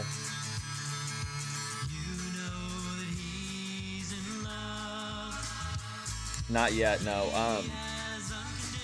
But shortly after we see the crippled woman on the beach videos, we meet the guy who, or do we meet him before? Do we meet him before we find out, before we see his videos? But we meet the guy who made those ads.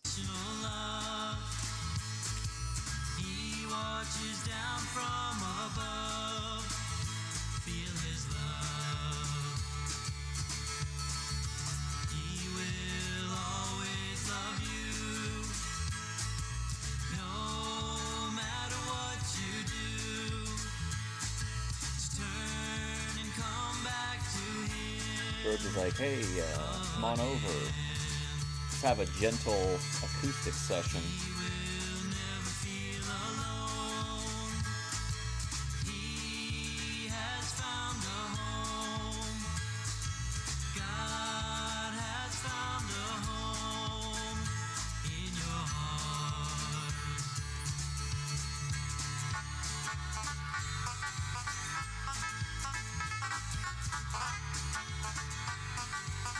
You know that's George on the keyboard, too. Gotta be. The Chief.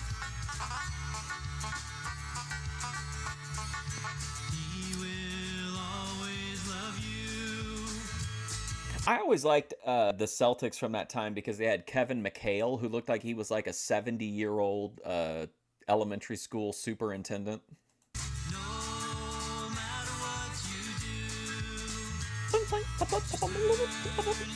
It was kind of weird, the keyboard part.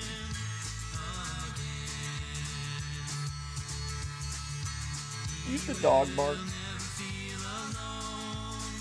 See, now I'm becoming energized again. I'm forgetting all about what a nightmare Kinetic Kel is. I'm forgetting about Jedi Joy's Manhattan content being sabotaged.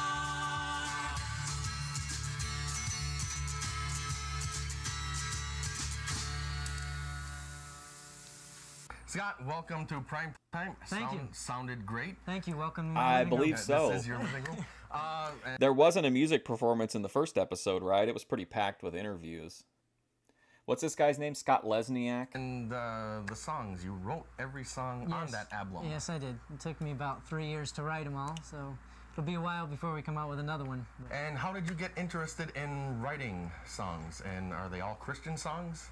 Yes, I did write all the Life's songs. worries all the melting songs away, are yes. based on Christian ideas or things that the world is going through, like peace in the world, and then a lot of them have just a lot to do with having a relationship with God.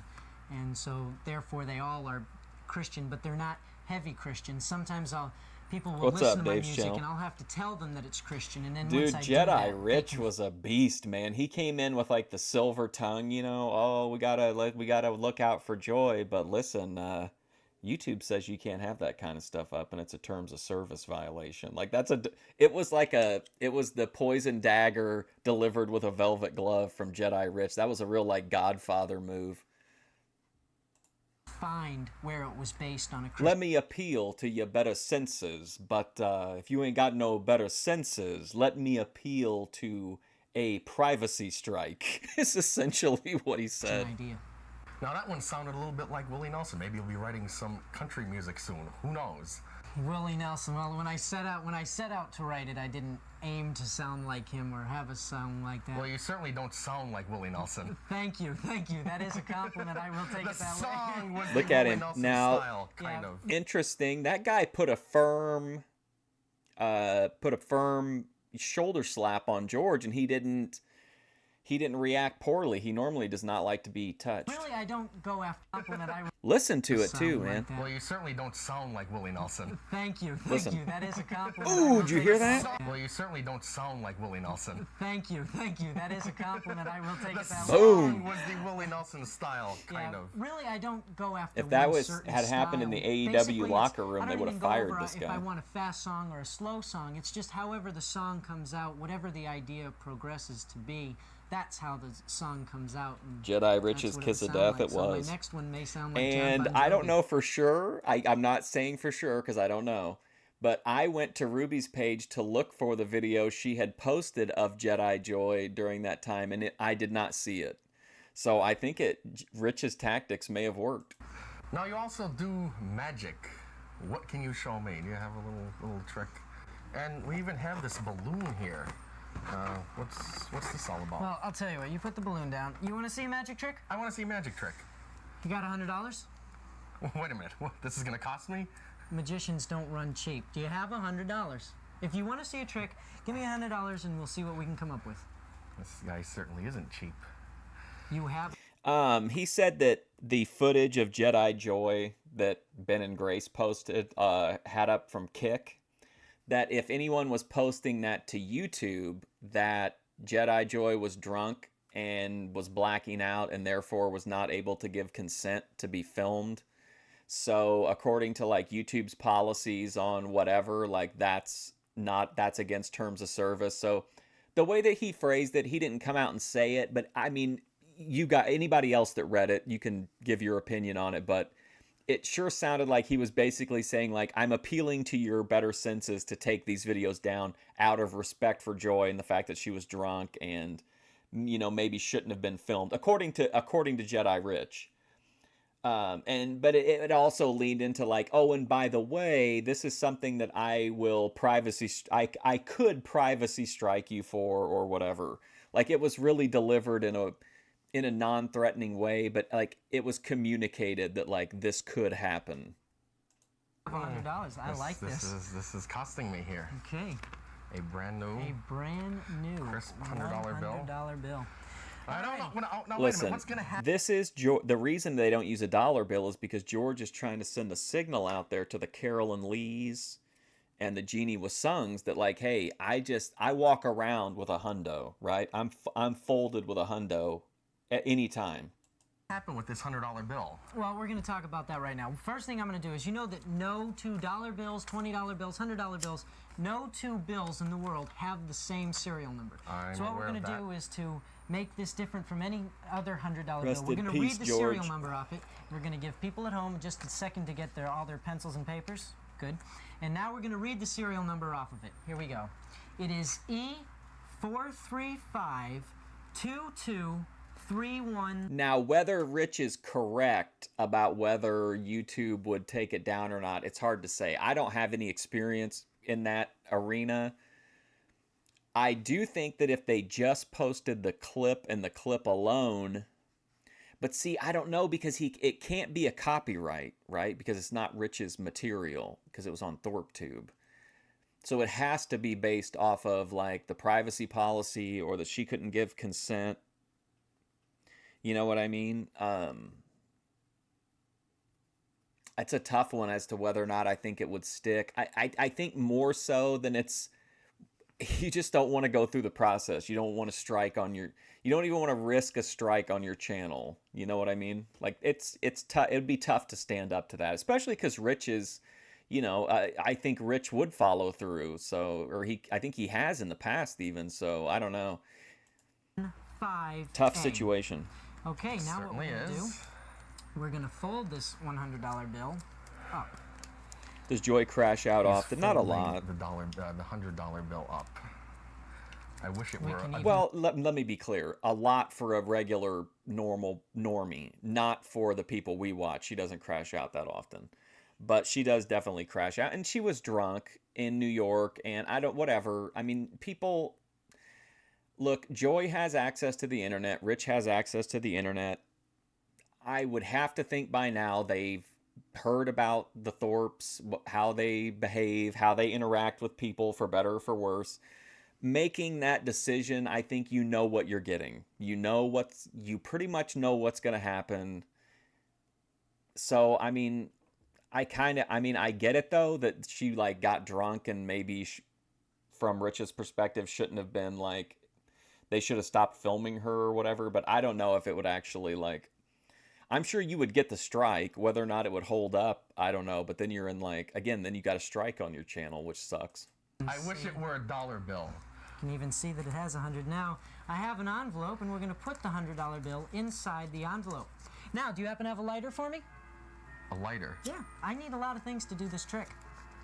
Why do we need a lighter? What's going to happen here? Do you have a lighter? I have a lighter? Jeez. He can give me a $100 bill, but he can't give me a lighter. Now, do you have any training in the martial arts? Yeah, she's got a lot of trauma. She talks, she's very, very open about it.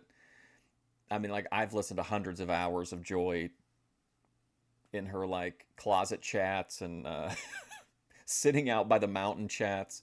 Yeah, she's had a lot of issues in her life, I think. Family problems, murder. I don't think I like this part. He's burning my money. It's okay. I've done this before. It didn't work, but I've done this before. Have you escaped alive? This isn't burning very well. You have like non-flammable money. I've planned it that way. I'll bet. Okay. Let's try and torch this up a little bit. And, well, what did you think of that? Because now it's become a safety issue. Well, I mean, do you have any more questions about? So far. Any questions more about the album? You want to talk about that for a while? Wait a minute. Well, let's look. Where's the $100 bill? You burned it. It's right here. I don't care about the album. I want my money back. What kind of a trick is that? I can do that, folks. I'm a magician. I can do that much. I didn't watch it. I didn't watch the specific parts about it that they're talking about. I did see that Ruby had a video up, and I watched like 2 seconds of it, and I was like, this is not like, I didn't really care to watch it. But I mean, I just think when you collab with people, you kind of, unless you've just never met them before, you know kind of what to expect. When you collab with Grace IRL, you are going to be covered by a ton of people. There's an entire cottage industry that's around the Thorpes of people who react to their content, clip their content. So like anything you do on that that's going to be on their channel, like it's going to get covered and clipped, and you know what I mean? Now, if it's on your channel, you have a lot more control then because it's your content. But when you're on ThorpeTube, like it's not your content anymore. Like it's Ben and Grace's content now. You wanted this back? I wanted that back. Why didn't you tell me before I burnt it? That's impossible now. All right, I have an idea. This is a costly program. Well, now this... Did the Jedi do anything to the Thorpes though? I mean, like the comment about the taking down the footage, doesn't really apply to the Thorpes because they're on Kick, where like YouTube policies can't be enforced. I think he was more talking to Ruby. Balloon that I brought probably directly to Ruby. Has something in it. Listen. And I will bet you, you hope that this inside this balloon is your $100 bill. Could you please pop the balloon? In here is my $100 bill. Pop the balloon. But you just burned my $100 bill. Pop the balloon, please. Now there should be around if it fell around. Okay, I have it. I have it. Look yes. at, just show it folded up right now and see that it is money. And if you could just open it up and read the serial number so that everybody can see that it is your $100 bill. Hold it. When I said I wish it were a $1 bill, I wish you started with a 1, but this is not a $100 bill. Sorry. Oops. Sorry. You just burned my $100 bill! Wait a minute. This is one of those tricks that works 1 out of 10 times. I guess you can call yourself lucky. All right. How about if we try? You're not too lucky right now. This magic segment How about if we stinks. What are you try- talking about? We'll try a little better. Okay? We're going to go for just a little better here, and we're going to fold up the $1 bill, and we'll hope that we do a little better. Maybe he'll redeem it. It's me. Okay, here we With go. a big finale. There's your $1 bill, folding it up here.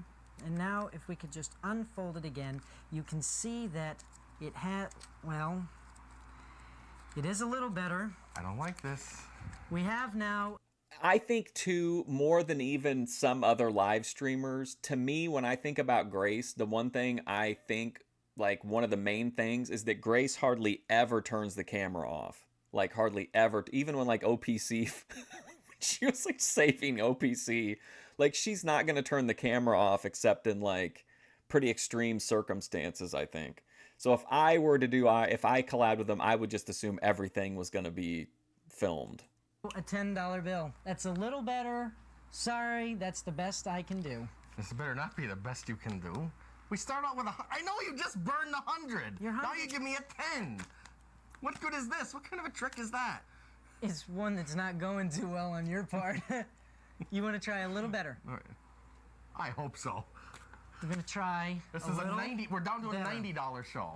Hey, we're getting better, aren't we? Leave me alone. Not even right after Fold the up Ben the arrest, she even $10 kept the bill, camera and now on. you can see that And if got we on panel. vanish the $10 bill. Oh, wait a minute. Open a hand. The $10 bill is gone. The $10 bill is gone. Now, George. Now I have nothing. Now, wait a minute. Where did you give me the $100 bill from? From my wallet. Go back to the source. Let me go back to the Go source. back to the source. To your wallet right now. Go back to your wallet. This guy doesn't Have even I know. touched your wallet at all through this No, he trick? hasn't. I've had my wallet in my pocket. This guy doesn't know what he's doing. Could you take out a $100 bill? Do you have a $100 bill? I have a $100 You do have a bill. $100 bill. Could you read the serial number? Oh, the to shutdown's everybody at officially home over. So that they Read the can check serial their number. number. Go ahead. E435223115. I figured, honestly, it would never That's your reopen. money. I just Thank figured you that very was much. it. You can return to your Yes. seat now. Return my seat now. Yes, That's the what I do on amazing, stage. the amazing Scott Ellis. Unless they, like, got abolished the filibuster. Scott, But I don't it's been a think pleasure Republicans having you wanted to here do on that. Prime Time. Thank you. Because if there is an issue that there's, like, a divide in the Republican Party, you can always hide behind that. You can hide behind the filibuster, kind of. To be like, well, we'd like to do it, but the filibuster. It gives them a little bit of an out from falling completely in line, if that makes sense. And best of luck with the album, and do come back and see us once in a while. I will. Okay. Thank you very much. And we'll be back with more Prime Time. But I also understand why Rich would ask for it to be taken down. But I just don't know if, like, legally or even within YouTube's framework, how that would exactly work out. I've only had one person ever ask me to take a thing down, and I took it down because it was a pretty, like, minor video that really wasn't, like, it didn't really have any lore in it or anything. After this. And it was a request on behalf of, like, a third party Help that was in conserve the our video. forests. To find out what you can do, write to Forests, National Wildlife Federation, Washington, D.C. 20036. Cleo Watts would be good at a filibuster. Jedi My Joy, next good night, guest man. is the world's kielbasa eating champion. He's been champion. I'm just going to say this. At the time, chat farted on this segment, and so did I, because we were so hyped for a crazy kielbasa eating champion, and it ended up being, like, so not what anybody expected. But I'm going to try to be open-minded this time and re-experience it with an open mind. Like the Sightings guy says. Been for 4 years. He is John Lesniak. Yes, John. Welcome to Prime Time. Pleasure to have a champion. Are you an Olympic champion? Not that I know of. Do you think this will ever become an Olympic event? Kielbasa eating. Well, that's a good question. Yeah, and if you are interested in the whole kielbasa thing, it's a huge thing in Chicopee, and we watched an entire, like, I think 3-hour video of the, like, 1993 Kielbasa Fest. There's an entire stream about it. So, fellas, I believe I would hurt if I keep on eating. Well, what do you do to train to eat this amount of kielbasa? Well, I have a very good appetite. There's no training. You're just like a Machiavellian natural. tactics. Natural, yes, sir. Now, what's the most kielbasa that you've ever eaten in one sitting? Collab with, I don't want This year VP. ate, I would 5 prefer pounds, VP, point- dude. I'm so over collabs at this point. I hope VP just continues down the chill vibe content 7 road. ounces. 5 pounds and 7 ounces. The kielbasa, yes. In That's- 45 minutes, though. And only 45 minutes. Wow. If we had more time, I would have been able to eat more, yes. Now, you're not a very big guy.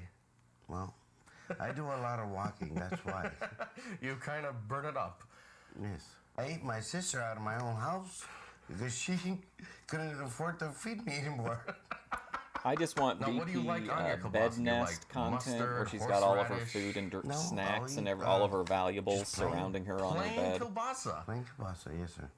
And to eat these amounts of kielbasa, you certainly must enjoy it. All of her shiny I might objects give are in her up nest. 1 year because I don't want to hurt nobody. I want somebody else to win so they won't feel hurted. So, like, if I don't go next year, I'll go the following.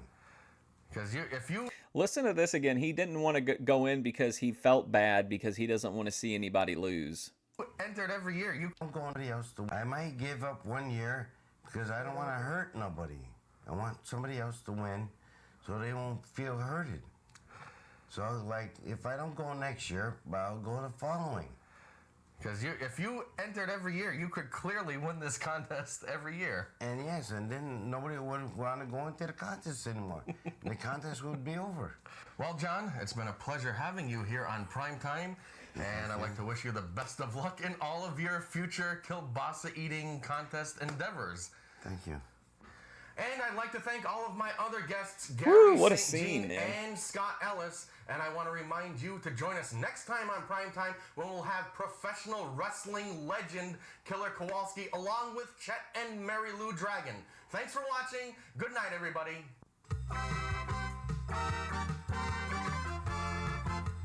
The Dumont Network.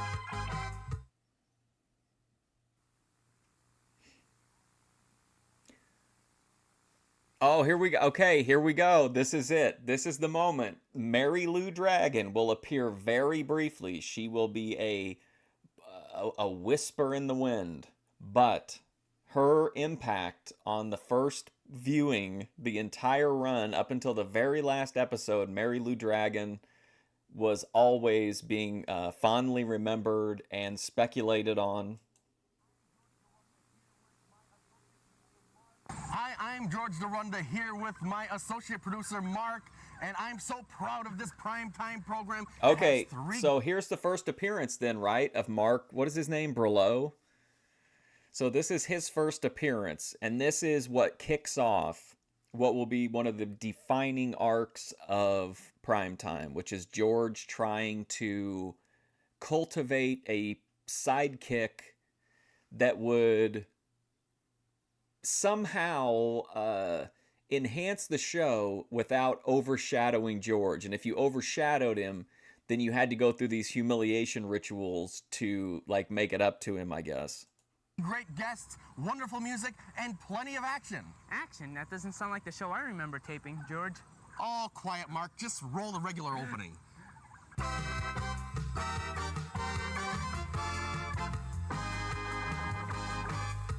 How exciting.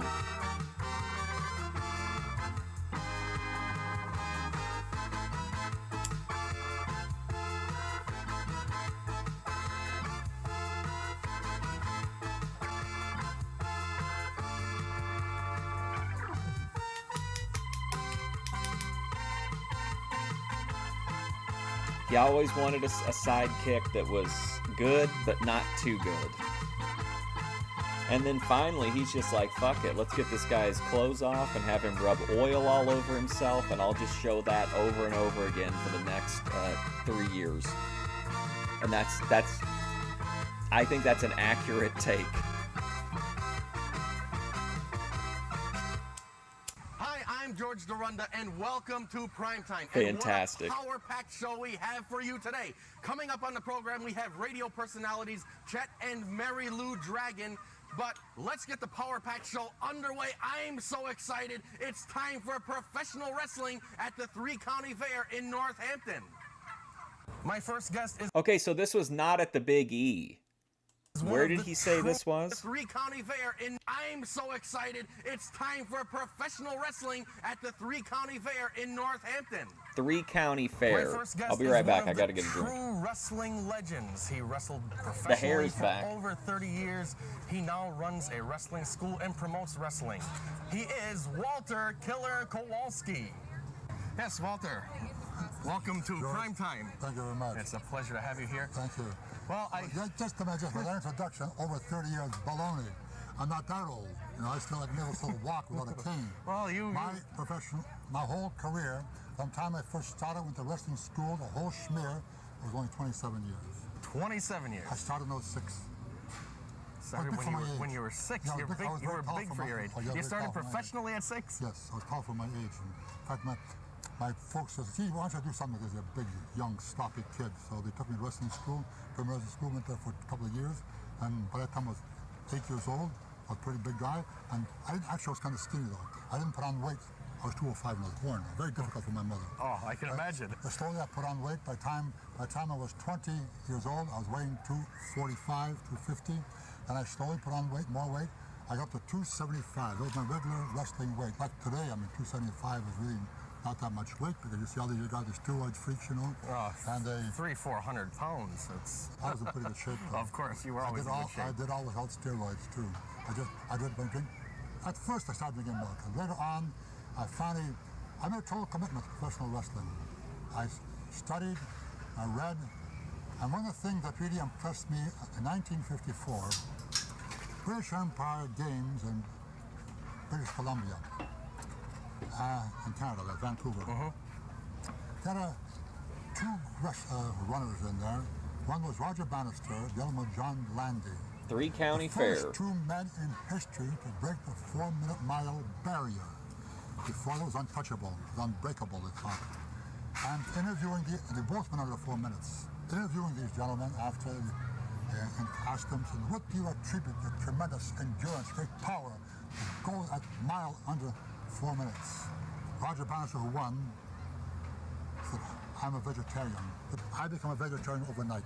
That moment, then I said, I'm going to become a vegetarian. If their endurance can increase to such an extent, I'll see if I can do it without running. That belt has like a tiny But plate. I had to lie. I did run every day. I ran every day for years and years, 10 feet to the bathroom. That's my extent of my running. But I worked out and I trained. I wouldn't say all natural. I mean, look at his obvious I made a hairpiece. total commitment to become a great professional wrestler. I never smoked in my life. I become a vegetarian. No alcoholic beverages whatsoever. No pills like that today. Boom, boom, boom. Not even an aspirin. You want to die, take aspirin. Well, let's get off that. We'll talk about wrestling for a time. Of course. Oh, did you see that? George took another one to the shoulder. First the magician, now Killer Kowalski. A nice guy like Get off that. We'll talk about wrestling for a time. Wham! Not even an aspirin. You want to die, take aspirin. Well, let's get off that. We'll talk about wrestling for a time. Of course. Now, how does a nice guy like you get the nickname Killer? Killer Kowalski. You want to know the whole story about how I got the name I would like to know the whole story on Killer Kowalski. Now, about 1955, I'm a vegetarian already. You were about 7 at the time. No, I was getting to be about 13 by then. Oh, okay.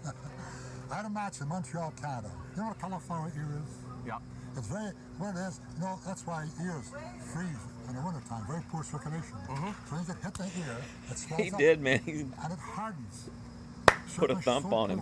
That blood actually has a chance to flow out of it. I'm just gonna say when that clown did that to him, George had a much different reaction. Funny kind of people that follow, hit your head against the wall, you have cauliflower ears. The rug Now, looks some- natural. Oh my well, God. Yukon Eric had a That's very why they bad had to put him under a cauliflower ear. mask for a The while cartilage because is his broken. hairpiece kept coming It's off. like, feel that ear, just feel it. Yeah. Feel how hard it is? Yeah. Well, his was worse than that. His was just big, thick cauliflower ear. I jumped off the top rope. He moved. He saw me coming, tried to get away. Well, I almost missed him.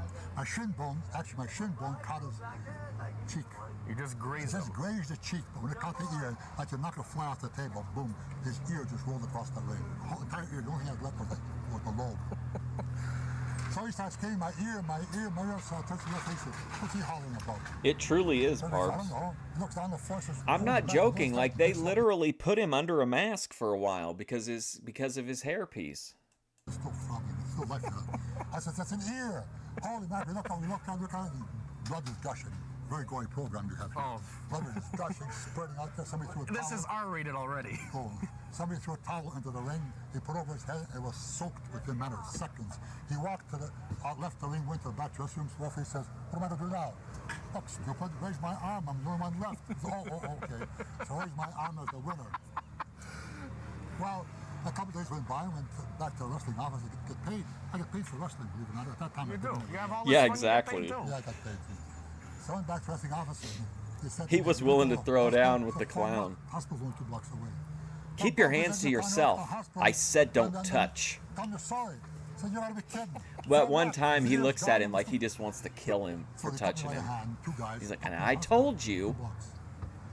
Well, I thought, what the heck. Sometimes one of the office personnel walked into the room. So many iconic characters on So I looked at the primetime. sign, I see some people standing there. But it was newspaper reporter and TV people. All in the room, you come there to get an interview from them. And so he said, "Come on in, Kowalski's out here," the guy from the office. "Come I on in, think come on probably in." I was tape. getting embarrassed. So I walked in, just stood in the doorway, looked across the room. Here's this.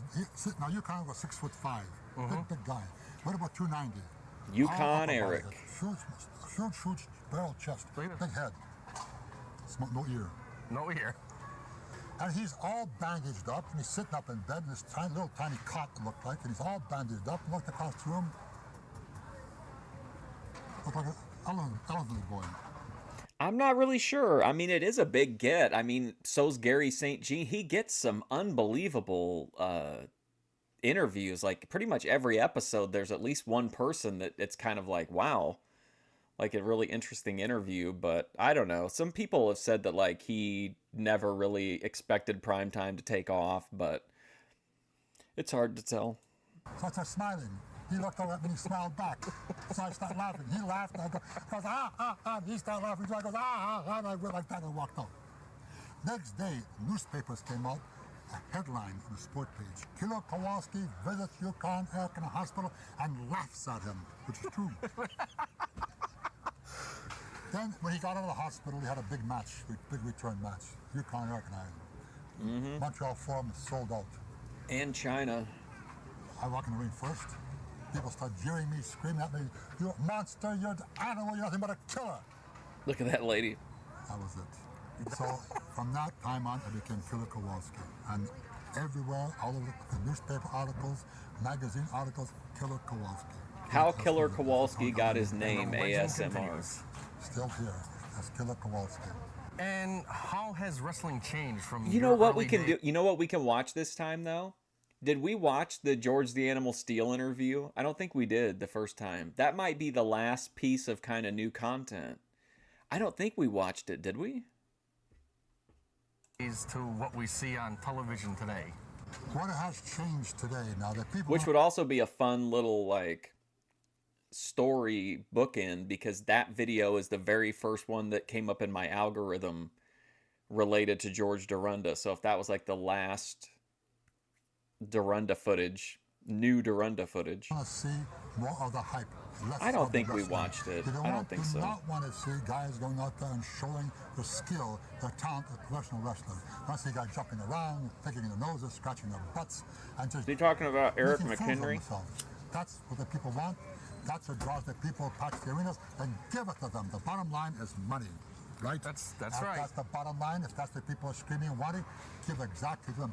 NWA, Turner, all his men. Yeah, I don't think we watched it. It's like an hour long. Re-educate the people to the style what wrestling is really like.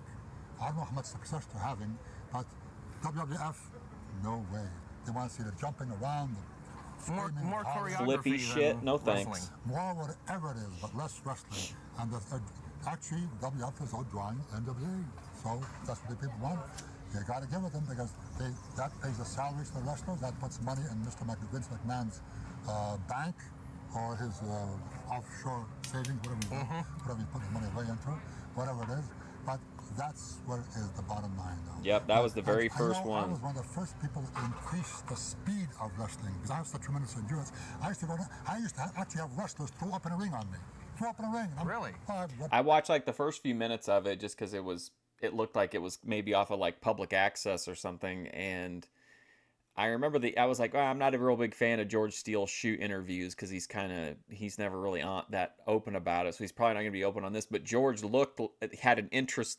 had kind of a Boyd look to him, and so I clicked on the thing and I was like, hold on a second, prime time, and then I was like, holy shit, 96 complete episodes, like, okay.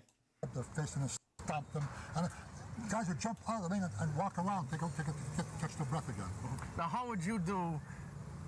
Because you were a professional wrestler, how would you do against someone like today's Hulk Hogan? If I were in the ring with Hulk Hogan today, this is the truth.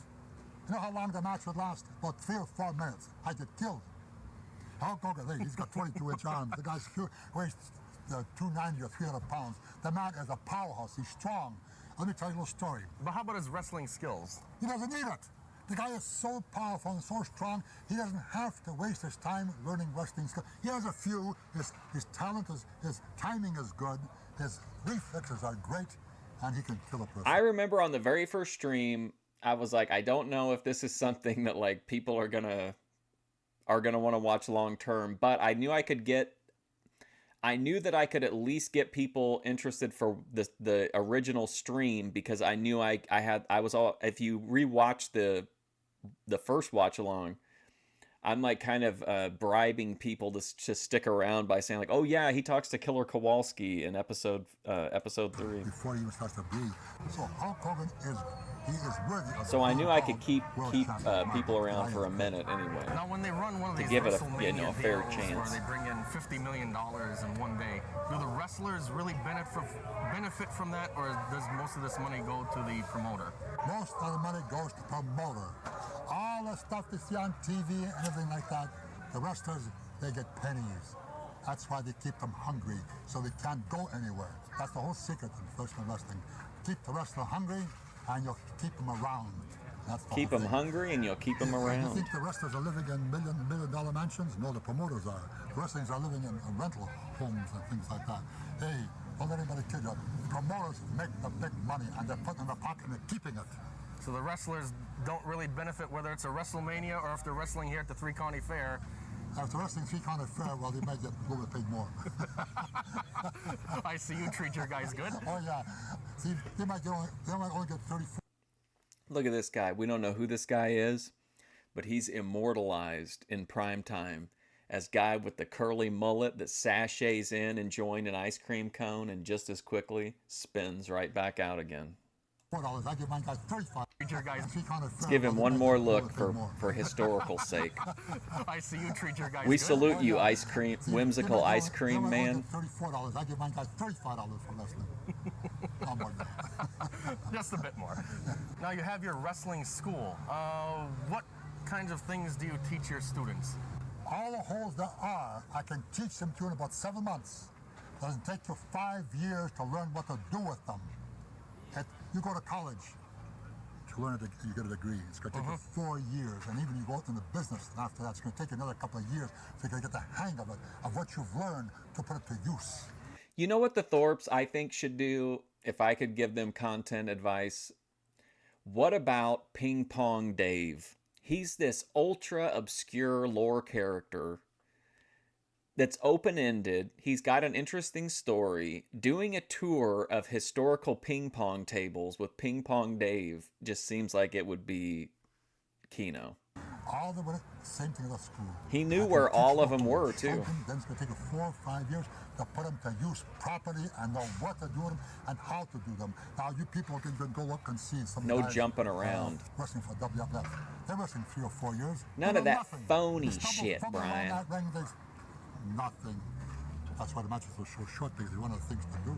They want to get back to the basics. Real professional wrestling, tough for the guys. When they hit a guy, the sweat splatters. Oh yeah, this is complete. Yeah, nothing, nothing unbelievable about He that. starts crying and it hurt. Oh, Now, do you think this bubble's going to burst eventually, that this whole showmanship thing and things will come back around? That's how we used to do it. Boy, look at him putting him in there. Oh yeah. 120% every time. I didn't care Man, if John I listened Belushi to taking a nonsense, beating but here. God, Wow, you're man, he's gonna Timbuktu, kill him. Oh my God. Kokomo, Indiana. Get the Because ref, to get me, this guy I out of ran in here. that ring, I gave them a full blast, 120%. This guy's an animal. And to me, every Oh match man, was big Madison clubbing Square Garden forearm. match, and that's what they got out of me. Shit. I was Oh, one he brought him of the right pioneers, out. and Oh got my to say to God, this wow. day, I was What a there. match. I was booked, I made the match. You know all those mosquitoes out here? We got some on YouTube. Do you have any students that we would recognize? Any students of yours who have really made it big time? Do you watch professional wrestling? Of course. Have you seen Big John Studd wrestle? Of course. He's one of my students. I thought too that because I had no idea because I blind watched the entire series. Like I thought too that even if people were kind of still iffy on it as a long-term show, that like maybe the promise of other wrestling stuff, but I don't think there's anything else wrestling for like a long time. If there is there even any other wrestling on the show? There are references to it. The lunatic. I trained him, got him. When Norman Lunatic came to me, That match was really good, don't you think so? I was getting into it. Amateur wrestling coach from Michigan. Came to my schools. I'm going to teach you what this wrestling is all about. He learned. He Look at was this good. guy. He's Grocery good today. bag, grocery bag. I have a few others scattered around there. I'm training my nephew now. Mitch Kowalski. Just come out of Boy, Detroit. this looks like about as many people as at the AWF. I'm beating the hell out of him a little bit. Well, you're keeping it in the family. If you can follow my footsteps, you're going to follow it correctly and properly, so I boot him every once in a while. Now, in your personal life, you're also a photographer, I understand. A hobby. I used to fool around a little bit. You know, anything I undertake, I think I try to do real well. So as a photographer, it's pretty good. A lot of my prints were on exhibition in New York, on an exhibition. Man, this weed is crazy. It's supposed to be a hybrid. In Vegas, but that was just a hobby. So, you know, hobbies come. Well, it's phony. It's not like the good old days with Strangler There Lewis. are many mosquitoes here You know, outside at the with 3 County being Fair in managed Northampton. by Jack Curley. Well, Walter, This it is all certainly this has been phony interesting, and it's a pleasure having you bullshit. here on Prime Time. Prime time. Prime time. No. Look at all the people in the I background. wish it were. Oh, okay. Well, I wish I had the money they had. That's on another that prime time. then. This is Prime Time with George Dorunda. I feel like this is like when I watch Prime Time, like Thank you very much. I feel like I'm in purgatory. I feel like this is what like my afterlife is going to be like. Whatever the vibe of Prime Time is, like that's what purgatory is going to be like for me. It's been a pleasure, and do come back again and see us sometime. Here? With the Well, mosquitoes? not here. Maybe we'll set it Come up to somewhere Boston. else. Come to Boston. We'll come to Boston. It's fun. Just the constant cycle of which I love this debate. I love like art and content that makes me feel this way of when I'm watching something and I'm like, is this absolute just genius? Is this like the best thing that's ever been made, or is this like just completely dog shit? Like that constant like conundrum of like being on that Boyd line. Okay, and we'll be back with more Prime Time after this. Oh, look at this guy, Brian. They got Jason Voorhees wrestling down there, Brian. What's he gonna do? Carve someone with a machete, Brian? Phony. No exception. I know you heard all the arguments before about risking arrest, imprisonment, loss of your license. But there's just one thing I want to get across to you. Everyone who drinks and drives risks taking a life. For more about drinking and driving, write the Will Rogers Institute, White Plains, New York.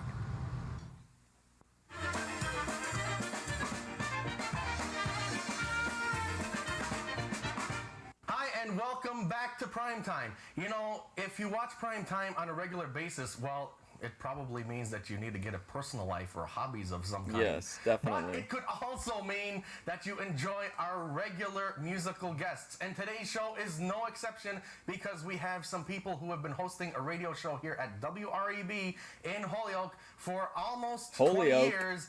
They are Chet and Mary Lou Let's Dragon. go. Here we go. Chet and Mary Lou, welcome to... I am not, if you weren't here for the first watch through, I'm not exaggerating when I tell you that I don't think any character other than George or Doug Locke was mentioned as often as Mary Lou Dragon. And I think this is maybe her only appearance. I think she maybe has one more, but I was thinking she only had one. But this is, Mary Lou Dragon is a primetime legend. She is one of the most beloved characters by chat. I mean, let's Eric McHenry this, and let's really be present in the moment and really soak in Mary Lou Dragon. Primetime. Well, George, it's certainly a pleasure to be here. We've watched your show a couple of times. Of course, this is only the third one. This is only the third one. But you've been on, you tape an original show, and then it's shown... Okay, I'm going to rewind, but this is important too because this is the first of many times that these old guys will talk to George, and even Gary St. Jean does too in the second interview. And they'll try to, like, tell George that, like, you're doing good, buddy. Like, everything's going to be okay. Like, you can tell they're trying to build this guy up. And it's like a recurring theme. And, I mean, it's already happening in episode 3, so. Let's see. But you've been here. We've watched... Time. Well, George, it's certainly a pleasure to be here. We've watched your show a couple of times. Of course, this is only the third one. This is only the third one. But you've been on... you tape an original show, and then it's shown, 4 or 5 times during the course of the month. Am I right? You explained that quite well. You crystallized my thoughts. It's just like Sunday morning. You know? It is right here at WREB, and you feel right at home. Yes, I do. And I feel right at home. And I feel very honored to be on Prime Time. Don't lose your head, Mary Lou. And how did you first get started here in broadcasting at this fine establishment of WREB? Don't lose your head, Mary Lou. It's kind of a strange situation. We got a call to do some broadcasting, and excuse me, Mary Lou and I had never broadcasted before. In fact, tell them what you thought, Mary Lou. Well, I decided it was a great idea if I could stay in the background, and then maybe Chet could do the show alone, but they wanted a husband and wife team, so here we are, and I think I like it even more than Chet. That's true, and I'll tell you, I get home late on Saturday night. Sometimes I don't get home till Sunday morning, you know, and I'm glad that Mary Lou is certainly there because sometimes I don't think I could make it without her. She does a super job, and as I say, it started off as a lark. We never thought we'd be on almost 20 years, George. Oh my gosh, again, you have someone who's having success, and they're just like, oh, you know, whatever. Great, I'm doing fantastic, George, but you know what? I don't even give a shit. I don't care that I'm doing fantastically because I'm not even, this is just a lark for me, and it's turned into this huge success. It's an anniversary. It is, in effect, yeah. And we do enjoy it. It doesn't make any difference if it's snowing out or sleeting. We haven't missed a show yet. Of course, the times that we can't be here, either Brother Walter will do the show, the Dragons. or we tape it. As Stay you know, sexy, you've engineered Dragons. some more shows for us. Several times. Yes, and you've been our guest several times, too. But don't forget that Walter's wife, Emily, helps him do the show, too. I noticed that. So it's a husband and wife team, no matter who does the show. Who does it? That's it. And right now we're going to hear the Chet Dragon Band in a video that we recorded about a month ago. And what is the name of the song? Well, let's do it like we do on Sunday morning, Mary Lou. You sometimes announce the tunes when I get a little mixed up, which is quite often on Sunday morning. So why don't you tell George what we'll All right, be playing? the first tune we're going to play then, the Chet Dragon Band, will be playing the Merry-Go-Round Polka.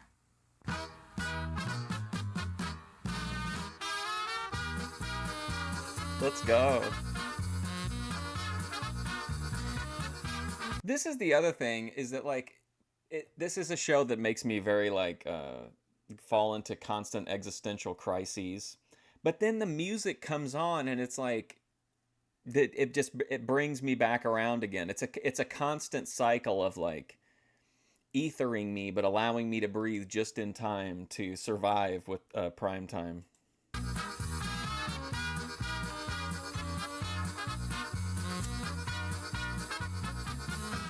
Or like being waterboarded. Brass rings on the merry-go-round. The merry-go-round, oh, the merry-go-round. I've been this way since I was a kiddie of 3. That's when I started living dangerously. I Wow. used to like to ride on the craziest horse, one that went up and down. Is it any wonder then I so often get the yen to go riding the merry-go-round? Couldn't get away with that these days. Around and around you go. Around and around you go. What a thrill when the band begins to play. For a dime you can ride your blues away. Around and around. Yeah, I feel like always kind of like everything's gonna be okay when I'm watching prime time. It's a very like sedative vibe. It's like a simpler, gentler time, a more kinetic Kel time.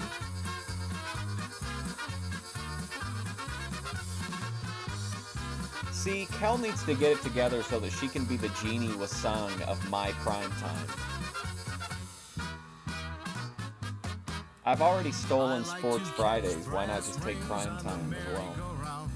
The merry-go-round, hey, the merry-go-round. I've been this way since I was a kiddie of 3. That's when I started living dangerously. I used to like to ride on the craziest horse, one that went up and down. Is it any Primetime's wonder first then I groupie. so often get the yen to go riding the merry-go-round? There's just so many crazy people on this show. Kelly was kinetic Wasung, yes. What a thrill when the band begins to play. For a dime you can ride your blues away. Around and around you go. Around and around you go. When you're bobbing up and down, you're as happy as a clown on the merry. When you're bobbing up and down, you're as happy as a clown. Okay. All women over 30 need to get it together, true. Go merry go round. How old is Kel? She's got to be like Grace's age, right?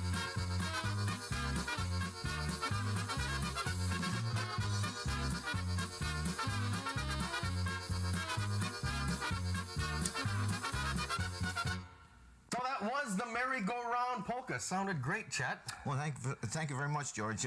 We have a lot of fun. We've recorded about, I'd say, about 7 albums. Up until 7 this point, yeah. albums. Music latest is our two have been business, with and the business top polka is band in the good, country, Jimmy George. Sturr. Let me tell He you has a something. record I played the company, polka in Jimmy Sturr, a record Chicago. company, and, I played we're the looking polka on the forward to top doing another shelf. one. We I've have our traveled arranger with that polka, arranges tunes if he and would get on the nowhere ball. So has the maybe polka we'll get scene the- of right He's here in called- Chicopee. He's called Ken Morey the Lone Arranger. The Lone Arranger. I nicknamed him that, because he works by himself and he arranges, so therefore the Lone Arranger. And he does it alone. And he does it alone, right?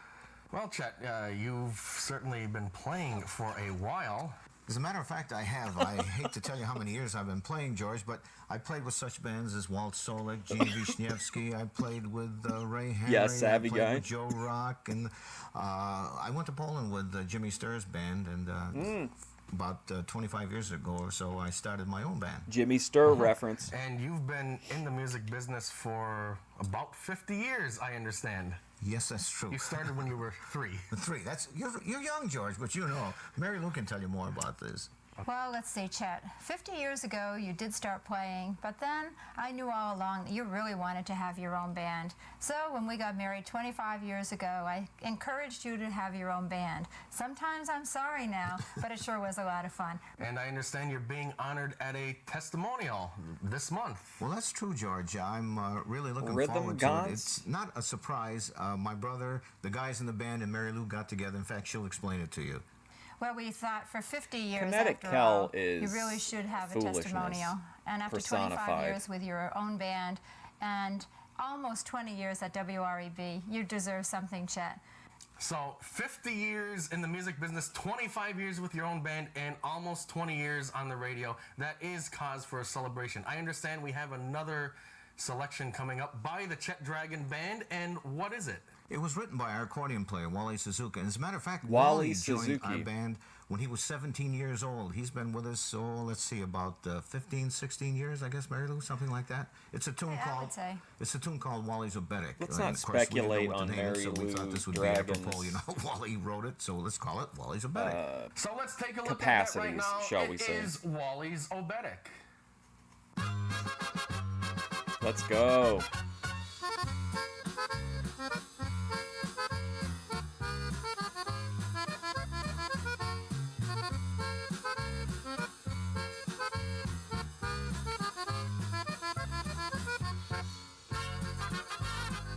This is a unique looking guy. What an interesting chap.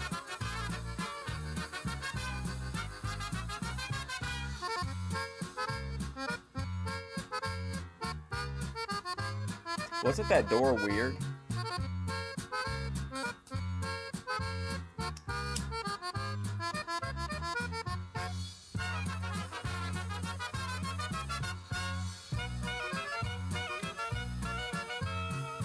How relaxing.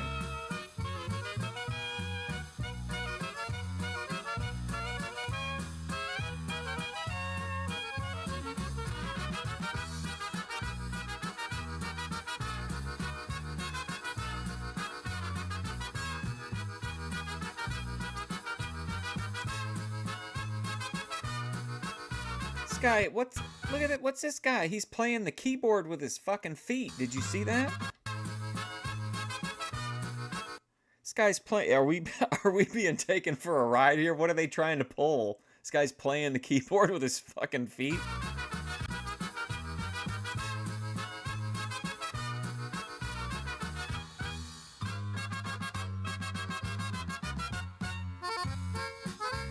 Well, you could open the doors on either side of it, but it looked like normal freezer doors on that side. But then, like, in the middle, like, you couldn't. It was concerning. There was no glow, though, which I thought was a good sign.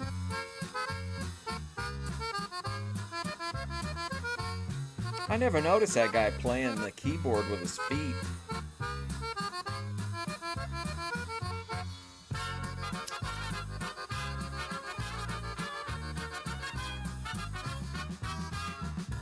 Look at him, so smug and pleased with himself. No one will ever notice this. No one will ever see me playing the keyboard with my feet. Wrong.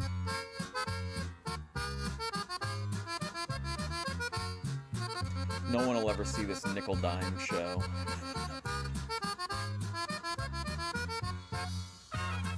Look how happy these guys are, man. What's going on with them?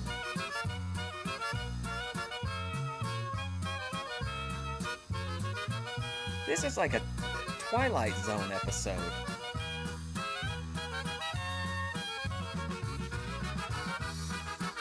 I think this is terrifying.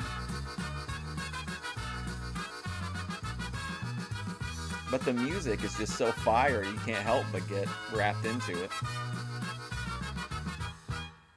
G-Chet, that sounded great. Well, it was a good record company. It still is, as a matter of fact. We record for the Star Record people, as I mentioned earlier. Jimmy Sturr owns the company, and of course, when he records with 10 people, we record with 5 and 6. It makes a big difference, but he does a good job for us. He certainly does. And I want to thank you and Mary Lou for being my guests here on Prime Time. Mary It Lou. certainly was a pleasure coming up to this fine WREB studio. Well, it's our pleasure. I really enjoyed myself, George, and I'd love to do it again sometime. We certainly will. I'd love to have you back. Again, my sentiments exactly, George. We had a wonderful time here, and but we want to congratulate you too on See your what time. I mean? That he gets so much of this like praise from these old guys that are like, which I'm not knocking it. It's just interesting because I like to see how people interact with each other. And like at the time, it didn't really register much, but then like as you see it over and over again, like you start to wonder if what the story is with it. Television show Prime Time, which we are appearing on. Jimmy Slur. Obviously, it's and happening. The Dragon we wish you a Slayer. lot of success. Why, thank you. And we'll be back with She's got more that Prime tattooed Time right above her after box. this. You didn't think I could make it through the whole episode without mentioning Mary Lou Dragon's box, did you? Come on, I'm only human, guys. Take the classics home tonight. Borrow them free from the Chicopee Public Library. Hell yeah. Adventure, romance, science, drama. Man, I always Thanks to a have grant like from the John the D. and max Kathleen T. number MacArthur of Foundation, movies these out. great programs are available to library patrons. Groups and organizations may want to show a nova or a classic short story at a meeting. All are available now on home VHS videotape. Call or visit the Chicopee Public Library.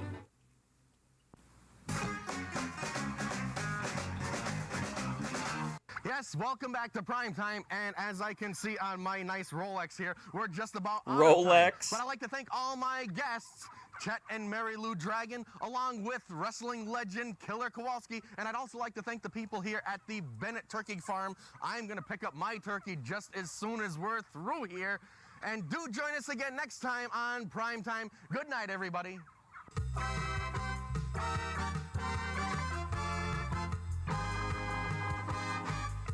Producer John DeMont delivering as always. Associate producer Mark Berlow.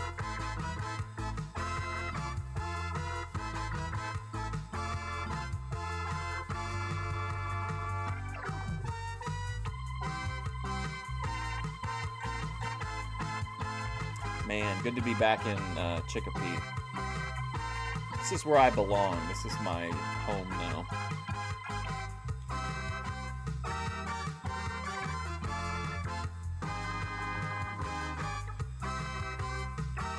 Welcome to my YouTube page where I'll be, for the next 52 years, I'll be posting daily watch-alongs of Primetime, and we'll be doing daily watch-alongs of Primetime until I die, okay? Let me be transparent. I'm not going to sugarcoat it. We're going to watch Primetime until I die. Thank you for watching. You know the drill.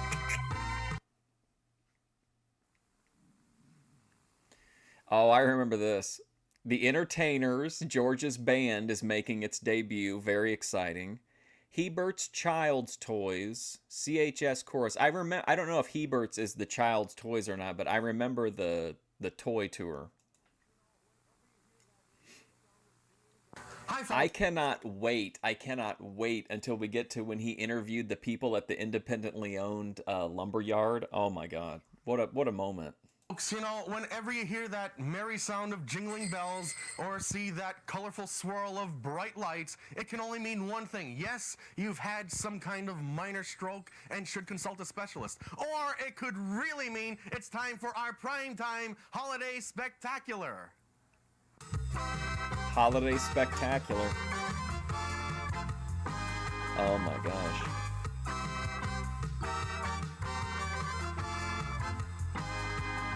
Hey.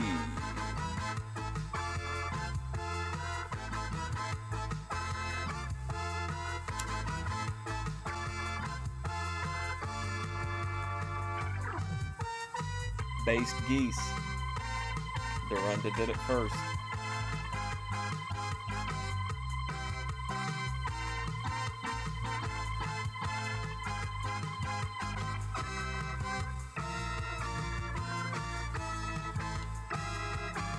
Going off the rails already, yeah.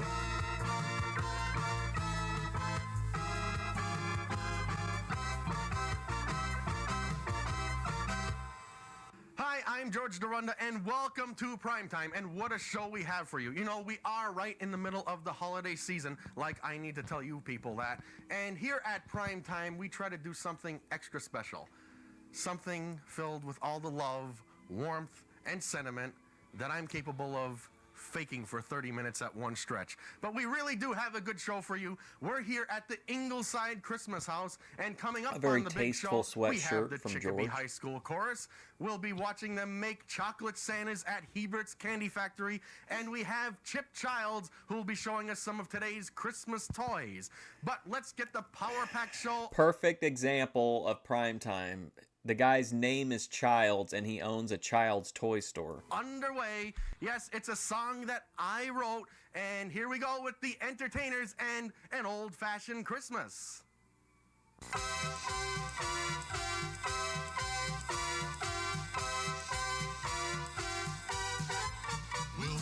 Old-fashioned Christmas.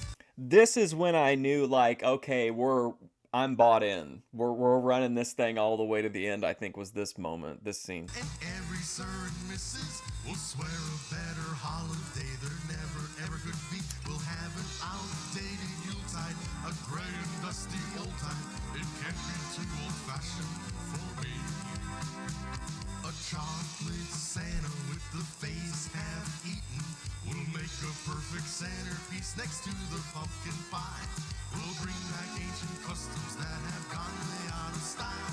The older folks will smile, or at least they'll give a try. Strikes midnight, we'll eat our Christmas supper.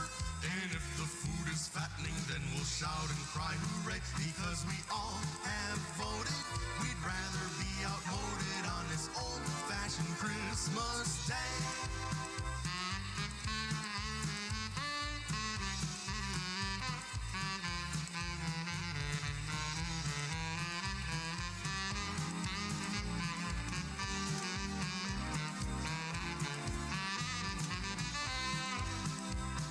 Chocolate Santa with the face half eaten will make a perfect centerpiece next to the pumpkin pie. We'll bring back ancient customs that have gone way out of style.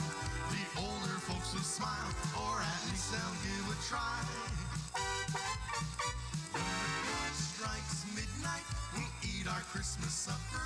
And if the food is fattening, then we'll shout and cry hooray. Because we all have voted, we'd rather be outmoded on this old-fashioned Christmas day. Willie boy, I'm glad we're doing this thing together. Yeah, that's because we share the same feelings about space technology. That's right. And it's led to benefits for all of us, too. Like this little Sorry, I gizmo. just It's a sneezed medical more system times that's than there are implanted. rounds in a That means Tito it releases Santana medication AWF automatically. Are you title listening? defense. And they believe it'll be the way to treat diseases like diabetes in the years ahead. And it came from space research. One of the down-to-earth benefits for everyone. Willie, me, and you. Space technology. This is what's in it for you.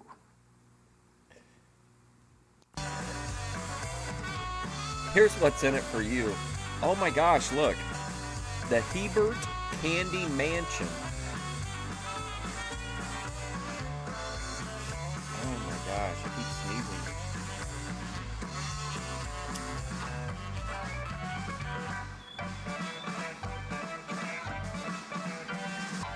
Well, as the song goes, a chocolate Santa with the face half eaten. Well, I'm here at a place that makes more chocolate Santas than even I could eat. And I guess she's called the First Lady of Chocolate. She is Jeannie Hebert. Jeannie, welcome to Primetime. I thought that was Riley Reid.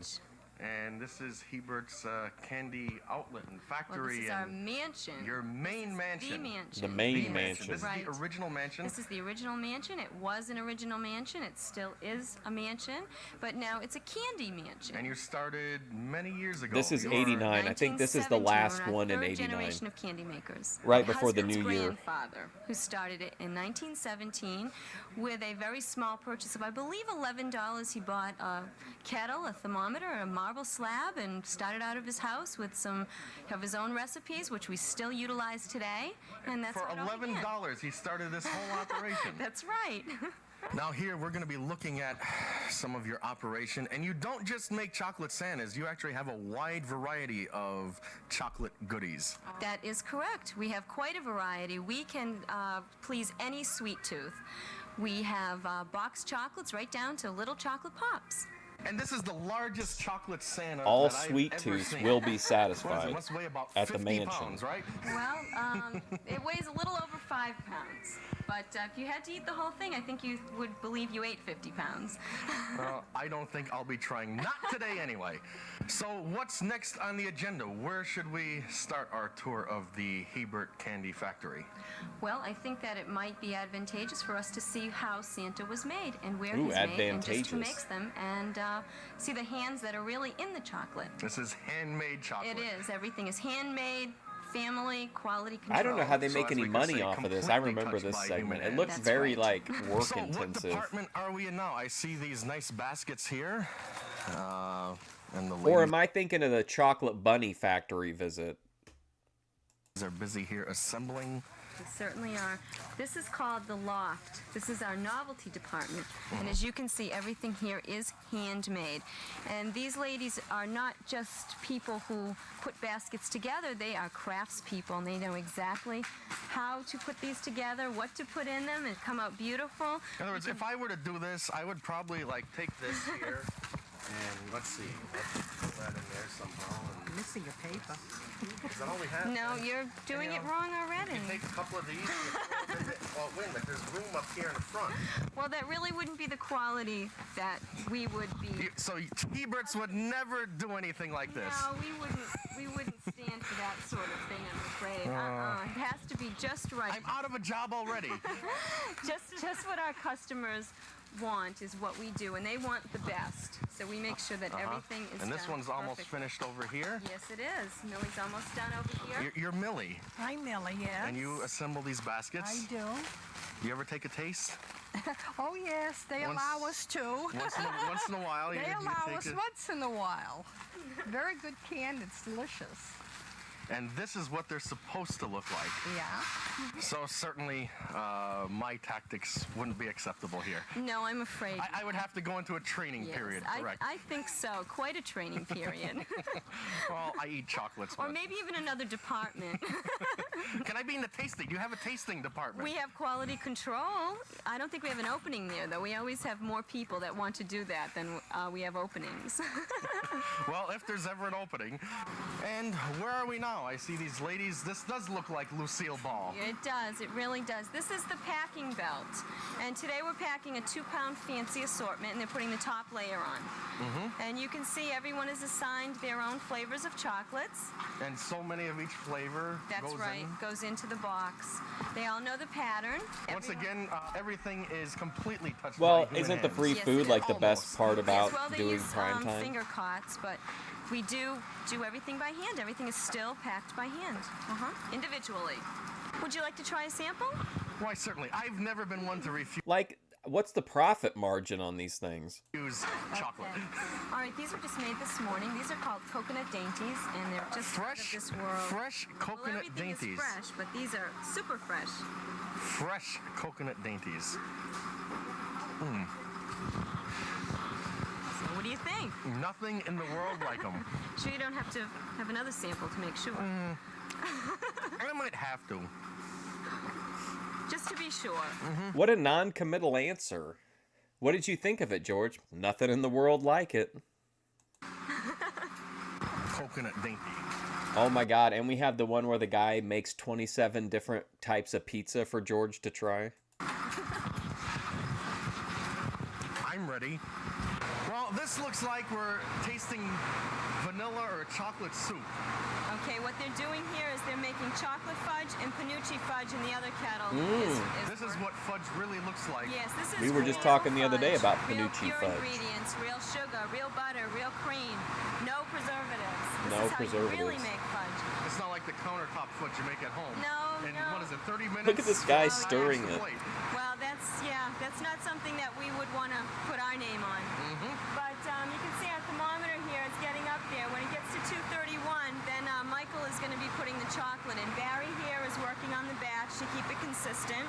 Come They on, know Barry. what they're doing. They're experts at this. It just seems like that it's very like labor intensive. You know what I mean? Like, how are they making? Oh my god, look at this guy. Fudge.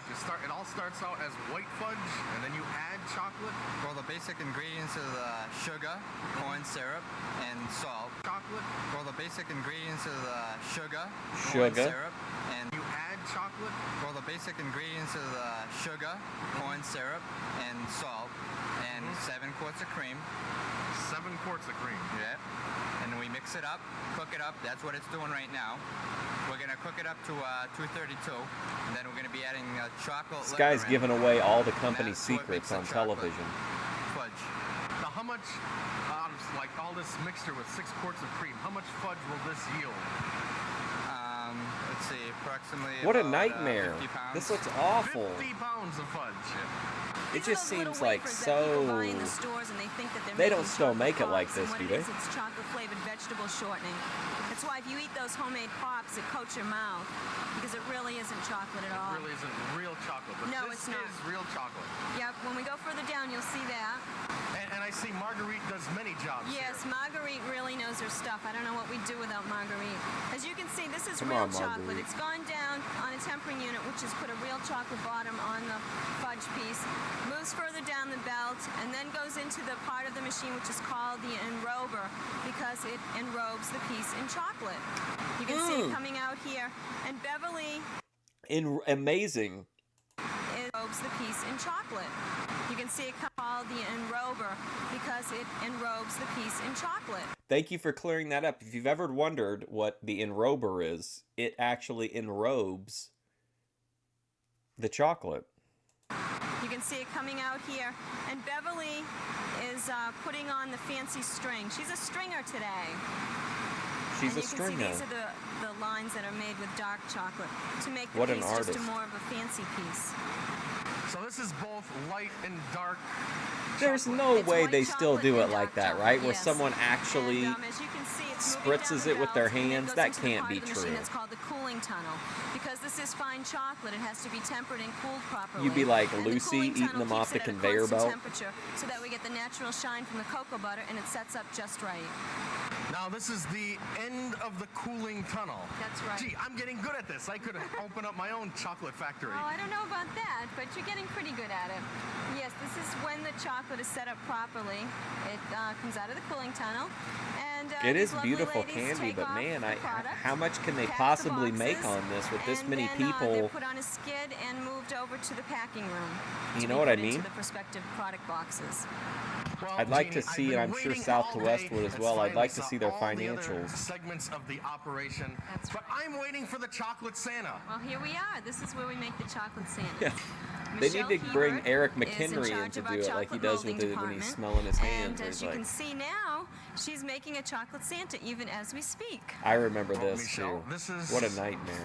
What a chocolate labor-intensive Santa originally nightmare. comes out like. That's the end result. That's Look the at all the end result. hands. Every It starts out with this oh boy. mold. First we need the mold, and it's the two separate halves, and what I'm doing now is flipping it together, and I take it over here to the tank, and I just slowly fill it. Don't want to go too fast because then Yeah, this it'll just form air how bubbles, can these and be you really profitable? don't want to get air bubbles. So you just pour it in very slow. Slowly roll it around. This is I'm legitimately making the insane first to shell. me. It's actually just a shell that I'm going to make. And then all this will be dumped out into the tank. And I'll put this in the cold room where it's cold for about 5 minutes. And then I'll add another coating like this. Now I dump the excess out. I'll fill them a second time and dump the excess chocolate out, and then I'll sit them right on top of that. 157 pounds of candy a That's what day. makes the bottom. Just like, and then the Man, this bottom just seems snaps so. away. So then he's completely sealed. And what are these called? Santa remnants? Samples. Samples. Samples. I like samples. Well, Jeannie, what a day we've had here That's at your right. fine establishment. Some of the finest chocolate we've seen. I finally got to see my chocolate Santas being made. Yeah, it was worth the wait, wasn't it? That's been my dream. And we saw fudge and dreams do come true. I can't even You count. didn't even see everything. There's too much to see, too much to put into one show. Well, we Yeah, just like the Santas are like hollow. Yeah. certainly will Now have to I come want back again. some, And what I see in fudge. front of me here, you also have ice cream. Yes, we do. We have fine farm-made ice cream, and the best part is you pick what flavor you want, and then you make your own sundae. There's a Sunday buffet bar. I've made my own here. I think I did a little better than making the baskets. Yes, you did. You So did a very I could good be job. a Sunday maker, only Yes. it's make your own Sunday, so there's no And job then- for me here. But then you have to eat it. Well, I certainly think I can handle that. Mark, I even made one for you. Why don't you call our cameraman, Mark, the Mark Bro character. Yes, Mark, step right in front of the camera. Mark's going to join us. We're going to have our ice cream, and we'll be back with more prime time after this. Thank you, Jeannie. This was She's a great. chocolate robber You're baron. very welcome.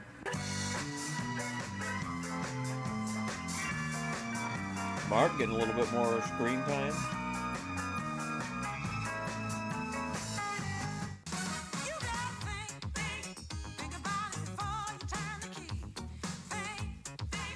Before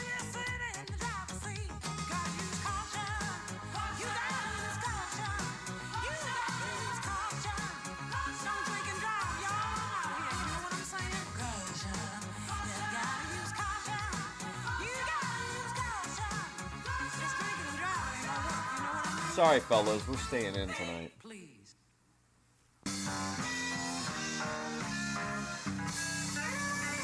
Meanwhile, at Clean Child.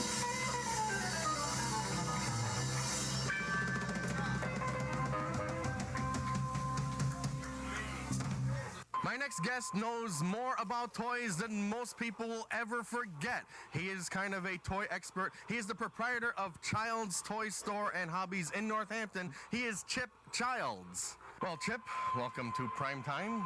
Thank you. The big show. And I see these trains moving around us here. This guy knows more about toys than most people will ever forget. I think George might have gotten that twist a little bit. And you started out as a paint store years and years ago. I think he's forgotten more about my father started toys the business than as a paint other people have ever business, even and known. later turned it into a, what you see here. They're more Tell us upbeat. about All the later trains. ones are How depressing does once one that get cop into starts making these them. amazing models? Well, there's a number of different scales that you can model. You can go from the tiny Z-scale trains all the way up to what's running in the back here, which is G-scale trains. The 2 or 3 sizes in between. I'll check And it the out, price Cody is Turbo. a difference, I'm sure. Prices vary the whole gamut. You can go from a $19.95 starter set all the way up to $3,000 engine. Oh, there's the And what is it that we see here Mr. right Rogers now? type. What we see here is a combination G-scale and O-scale. The one that's making the noise and running around here is G-scale, and on the other end of the I guess layout, I better we have an buy O-scale some layout. drinks. And would it be while I safe to say can. that trains are just as big now as they ever were? The From the train liquor business now store. is My probably pineapple mango blossomed over the last sweet 4 or 5 energy years. It's gotten to be a lot bigger than it has back in the 50s, 60s, and even 70s. The 80s have really seen a big boom in different scales and interest. So more people are into trains now than ever before. You think ATF Media And really what likes are some trains? of the other hot items that are available this Christmas? What other hot Well, there's items? no Ooh, look at real hot oh item my in God, the particular turtle this year. blimp. It's a combination of different toys Man, those or were some items great in different figures, categories. man. There's no real standout toy. Not like this today's year. toys, Brian, And I that are understand we have some phony. new Nerf products this season. That's correct. It's a new design Nerf ball called a Turbo Nerf. Whoa, the Turbo Nerf. debut of the Turbo Nerf. No batteries required. That's correct. With this design, you should be able to throw this farther, spirals better, and I guess a lot faster. Oh, Here, the Mark, farts. catch. Well, I see we have some new games this season, and Donald Trump, one of my idols. What is this? How to become a billionaire? Well, a couple of the new hottest games this year is the Trump game from Milton Bradley. This game is very similar to like a Monopoly game where you try and outbid your opponent Sewer for hideout? pieces of property, I guess. And I guess it all boils down to this. The heading which just says is it's not whether you win or lose, but whether you win. A typical Donald Trump saying, perhaps. A good motto to teach the kids of America. And how about some kiddie games? New kid game this year would be the Shark Attack, which is a motorized shark that follows the game pieces around on the board, and if you're not fast enough, it eats you up. It's for the younger kids, ages 5 and up. But where are we going to find a 5-year-old? Oh my God. Well, I don't know. We don't have any in here today. Oh wow, George. It's for the younger kids, ages 5 and up. But where are we going to find a 5-year-old? Well, I don't know. We don't have any in here boy. today. And with the advancement of technology, I see we have a few new radio-controlled toys here. Well, radio control was probably one of the most popular categories last year in the toy industry, and it will be also I as did like popular Shark this year. Attack. There's a few new wrinkles in the category. Tyco has come out with a hovercraft which runs on land and water. Oh So man, this I is a remember. great thing Oh for a my pool, God. Or you can just run it around in your backyard. Or in your bathtub or whatever. If your bathtub is big enough, sure. The best selling point of this type of thing is it goes on land or water. Well, hyper racers for hyper people. Well, the Hyper Racers is a new category introduced this year into this country. It's been very popular the last 2 years in Japan. What a Hyper Racer is they come two ways. They come in kit form or they come built up. And what they are is a super fast battery operated car. So Hyper Racer would be appropriate. That's correct. And let's see one operate here. All right. Are we going to have a race? We can put it on the racetrack here for you. And as you can see,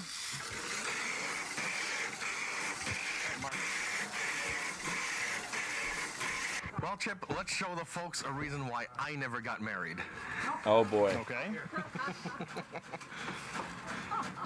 And what Yeah, is that this was here? definitely this awkward. is a new doll by Tycho called Oopsie Daisy Doll. What she does is she crawls, falls, and then cries. Just like a real Like kid. that. Gets right back up again. Quiet. See, she listens though, unlike real kids. And I see here something that looks like a pretty indestructible dollhouse. She doesn't listen. New unlike, dollhouse by Little Tykes unlike this year. real kids. The best feature of this is it's accessible from all sides for the little kids to play with. It also comes with all kinds of little accessories, which are. I kind of feel like we got a glimpse miniature of the reproduction nettiness of what Little in the Tykes previous makes ones, in but it's their really real, on showcase in this episode. toys. Probably a complete sellout before Christmas. Really? We just can't get enough of them. Trad Chip, shelf Barbie, stocker. I understand, is some 30 years old. I remember when I was a kid, all the young girls were playing with their little Barbie dolls. Things have changed. Well, Barbie's become more and more popular in the last few years. The category's really taken off. They've come out with a lot of limited edition type of items. More collectibles? A lot of collectibles. They've come out with, the last couple of years, a holiday Barbie, which is very, very hard to find. A holiday Barbie? I don't think it would be very difficult to find someone, kind of like how Grace doesn't never shuts the camera off, really. Like, I think George left pretty much everything in, it seems like. Limited edition 1988-89 signature type of Barbie doll that has a fancy clothes and very limited.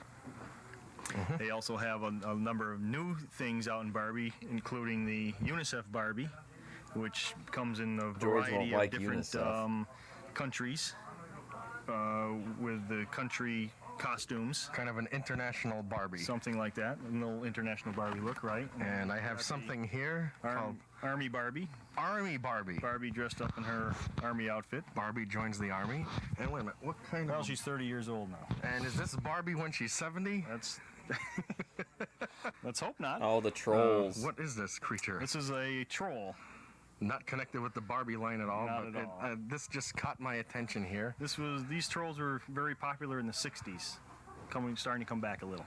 Well, Chip, the Batman series certainly has been popular. I see Batman has been sold out already, and all we have left is Robin. Bat category is very hot this year. Batagory, figures, please. Batmobiles, Bat capes, Bat cars, anything in Batman was hot. Well, Chip, I want to thank you for having us here and for appearing on Primetime and showing us all of the Christmas toys for this coming year. Well, you're entirely welcome, and thanks for coming. And hopefully some of our viewers have some ideas for Christmas gifts. Great segment. Hope we can help them. Okay, thanks again, and we'll be back with more Primetime after this. They had a little bit of a run, yeah, TBH. Seems some misguided individuals out there are abusing our public lands. And I don't like it. South to West doesn't I don't like think this you one. do He thinks either. it's trying to get his information. Vandalizing parks and robbing historic sites or overrunning wild areas, those are ours, and we have to save them. As I see it, these clowns can either You're a clean up their regular act Thorpe or get out of commenter. town. You're already on the watch list. Right, take pride in America. Post Office Box 1339, Jessup, Maryland 20794. Welcome back to Primetime. You know, chestnuts roasting on an open fire and Jack Frost is nipping at my nose, and it looks like it'll take about She's 10 a stitches closet to close George it up. Dorunda fan. What a great chorus. But another great chorus comes to mind. Yes, it's the Chicopee High School chorus under the direction of Mr. Alan Sittard, and they'll be singing for us. Oh, Alan Sing Sittard Ye is a Noel. Hey, you guys, no dancing member unless of the you production absolutely team, have right? to. ATF Media, if you're still here. You would know. Bat Dorunda. I remember they said this is the high school choir. Stay out of the gutter. Look at this character. That's the guy who threatened Gary St. Jean on the plane, remember?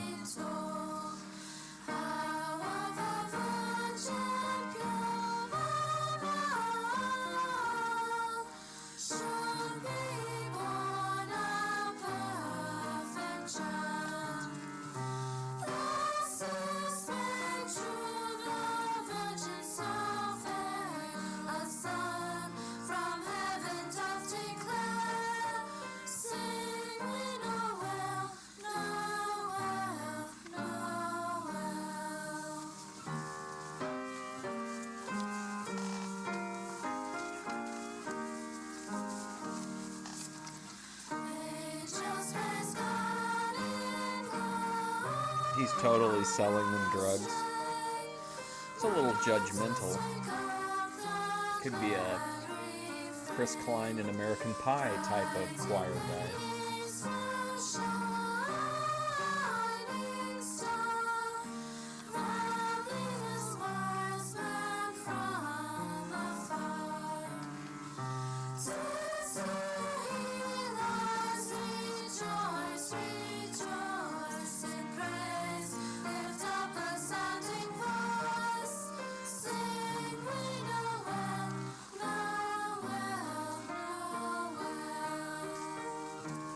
Under the direction of Alan Sittard. We'll have to watch the credits and confirm.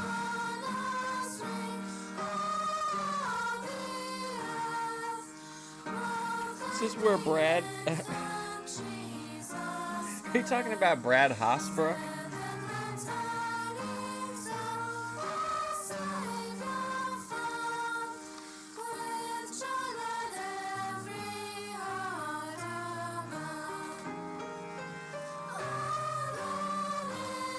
Brad is a true voice success story for me because I thought you guys would hate him.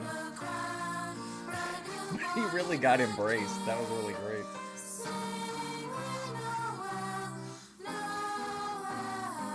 Yeah, I hate that movie Rollerball. It's okay, but I really like the old one with James Caan, though. But I remember Paul Heyman was making that movie and then telling the ECW guys like to tighten their belts or whatever about the money that he owed them. Sounded great. He was Alan off making a Sittard movie and the with Shane Chicopee High McMahon. School Chorus. Well, it's just about that time, and I'd like to thank all my guests, the Chicopee High Chorus, along with Jeannie Hebert, Chip Childs, and the Entertainers. And I'd like to thank you for watching. The and I hope that you'll Entertainers. have a- Oh, that's right. George goes a long time. I think it's up through the Doug Locke era. At some point where Doug finally kind of confronts him and George has to admit that, yes, that's him and the Entertainers. But I think he holds off for a while. Wonderful holiday season. In the meantime, I'm going to be spending the next few days hooking into my neighbor's power supply to power my spectacular outdoor Christmas Brett, display. why do you put Join us Hausner? again next time on Prime Time. Good night, everybody.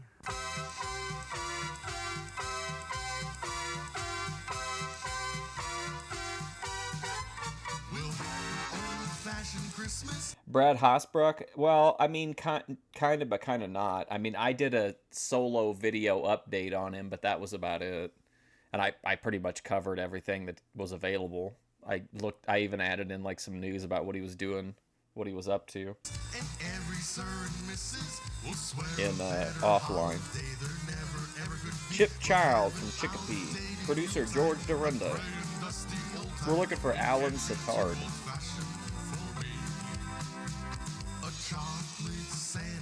Boy, his credit took forever to cycle through.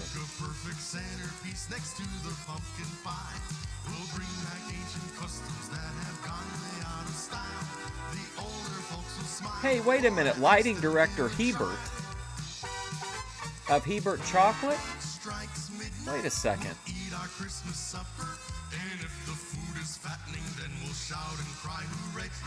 Thank you to Ingleside Christmas House.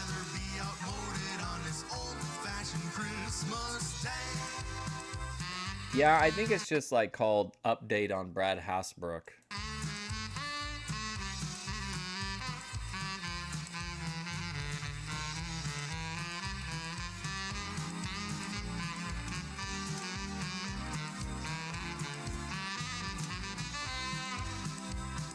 Chocolate Santa with the face half eaten will make a perfect centerpiece next to the pumpkin pie.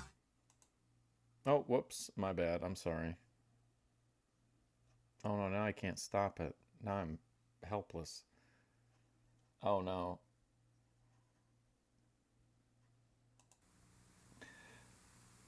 Oh, there we go. Okay.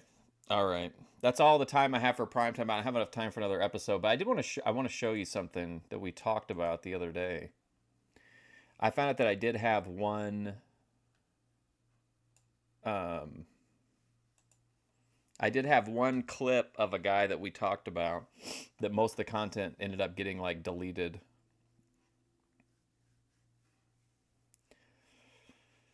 Here we go. Hang on.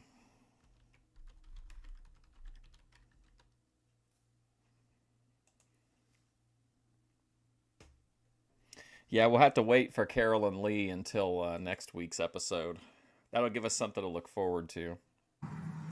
Okay, hang on. This is the guy that one of my favorite side characters ever. This is the parking lot mayor, George. I agree. Let's go. Hello. Hi, how are you? Oh, you do. Oh, it's you again. Yes. You're the vlogger. It is me. Hi. Hi. How are you doing, crazy lady? Oh, do you have a cigarette I could borrow? Look at this. Look, Vegan is bumming a cigarette off of this guy.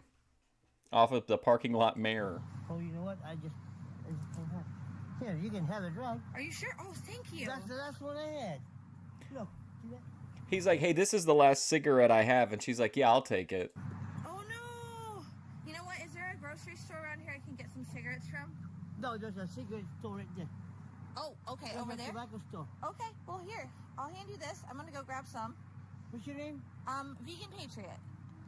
Well, hello, Megan Patriot. Did you say? Yeah. And what's your name? My name is George. George. Hey, follow her. Hell Subscribe. yeah, guys. He's got a knife in his hand.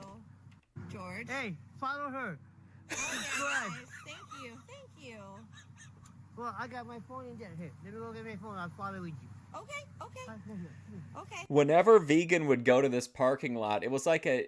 Have you ever played a game where, like, an NPC isn't visible until you enter a certain space, and then it, like, you know, it picks up and it's, like, tethered to you? He would follow, like, just stick right close to VP anytime she passed through this parking lot.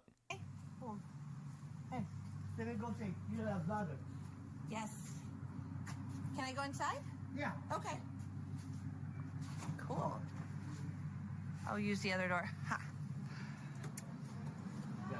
Hi. Hey, you're just vlogging. Yep, good old George. Hi. You're a vlogger. This is a friend of mine. She's a vlogger. I'm a vlogger. Look how happy it makes Vegan that someone just referred to her completely neutrally. You know what I mean? He's like, she's my friend, she's a vlogger, and she's like, oh my god, I'm a vlogger. What are you doing in this part of town? I just moved over here. From where? Phoenix. Oh, you're from Arizona. Scottsdale, yeah. Oh, Arizona. I have my family in Wisconsin. Oh, I'm from Cleveland. Well, no, they're both cold weather. They're very but cold, you know yeah. What? Wisconsin is really brutal. It's a little cold, yeah. Yeah, it's more north, right? Wisconsin? Yeah, it's up towards Canada. It's up more north than Ohio. Ohio's a little more south, yeah.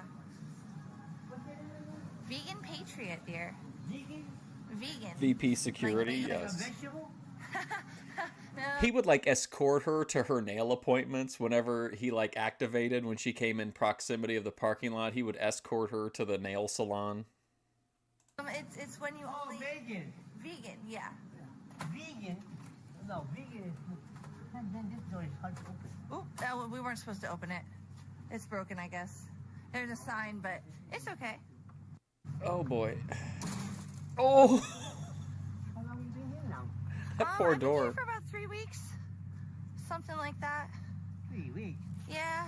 Why are you staying here? I can't really say out loud. It's... Well, you don't have to say out loud. But I'm pretty close. Whoa, I just got another donation. Who donated a deplorable? Oh my god. Oh, listen to George. How many subscribers you have now? Are you in the money now? I'm making a little bit, yeah. That's good. Randy, oh my god, guys, thank you. Holy shit. Everybody. Beth thank would you. run away from him, yeah. Thank you so much. It's Chris. Do you remember the day that she was supposed to go to the dentist, but like things kind of went off the rails? She sent me a bunch of voicemails that day. I hope one day maybe she'll be amenable to me playing them. They are absolutely wild. Like it's like hearing a true crime, something they play on like a true crime podcast. Christmas, I guess. It is Christmas. It's happy time of the year. It is. What are you doing for Christmas? Happy time of the year. I do have my sister. Oh, it's her birthday today too. Oh, is it really? Yeah. Where is she? She lives in the apartment behind Lincoln. Oh, okay. Yeah, but they're Okay. in the church right now. I'm supposed to see my daughter in Oregon. Oh, she's in Oregon. My daughter. Okay. I have two daughters, Okay. but they're 25 years apart. Oh, He was in the wow. Okay, so content different all the modes. time, though. Okay. Because this was a heavily trafficked part of VP's loop here. She's only 17-year-old. Okay. Wow. Totally different generations. Well, you could say, but they're just two totally different. Look, you guys are two different daughters. One is an attorney now. The other was a 17-year-old rat kind of way. Look, she did this to me. What? The 17-year-old. Why? Well, you know what? I haven't seen her in 2 years because they moved to, like I said, they used to live in Auburn, California. Okay. And, hello, hon. And, Hola. My daughter's mom's uncle was sick, so they moved to Oregon to take care of him. Oh, good old George, man. And then, when I, What a character. when I first seen her, she was like my height. Okay. She's about, how tall are you? I'm 6 feet tall. Woo, she's VP, 5'8". 6 feet No, tall. Okay. She's 5'8". Okay. But then she was only 5'5" when I left her. Oh. No, when they left me. She didn't leave me, actually. Okay. But then they moved down there. And when I seen her at the airport, Yep, the mayor of the parking lot mayor. I didn't recognize her.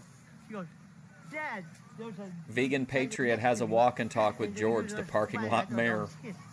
And she tackled me. She tackled him. That happened? You never got it fixed, huh? I didn't want to go here check. I remember it. Oh, you're... Anyway, Oh, and she just my nose right here. what's that? You just know? Yes. That just happened 3 weeks ago. What happened? You go, Dad, can we go play hide and seek? Maybe mom and my Vegan the Stallion, yeah. ate. I don't. This is something. She'd be the first one getting off the Viking longship, casting that tall shadow. I didn't know I have a sister. She'd have the dual the two-hand axe. The same thing. She's 42 years old. She's 17. They're 25 years apart. Okay. So I didn't know I have a sister. Okay. Anyway. So. Anyway, we were playing hide and seek. You go, Dad, can we go play hide and seek? So I'm over here by that tree. Like, isn't this interesting? I just think it's fascinating that this guy, every time she went through this parking lot, George was just like glued to her for these little walk and talks.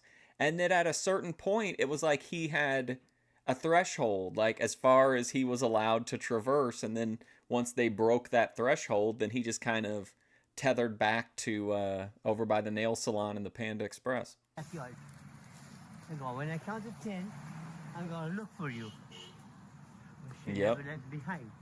She was right there behind me. And then when I said, count to 10, look.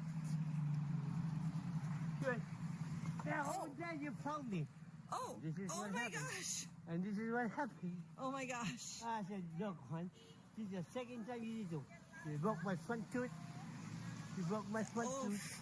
And now I got a broken nose. This is a lot of George lore. I'm glad I clipped this. It's not even my broken nose on this. Oh, there it is, guys. There's the Dollar Tree, one of my favorite vegan locales.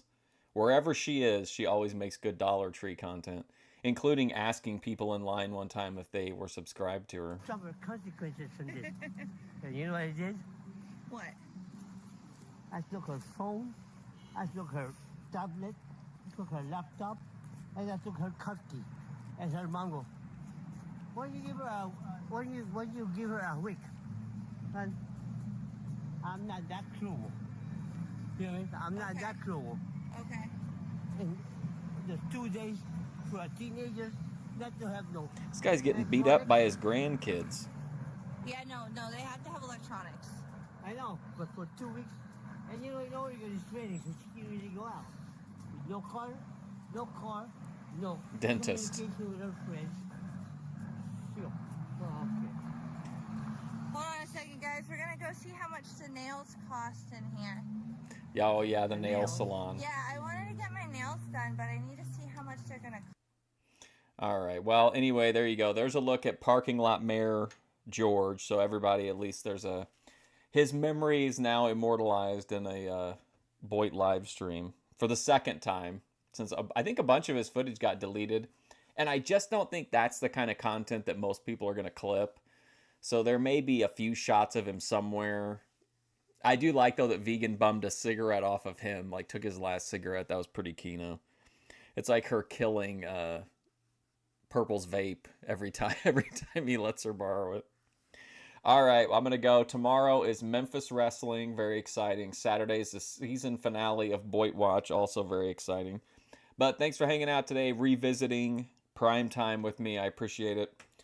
Shout out to VP and Parking Lot Mayor George, and I will see you guys later.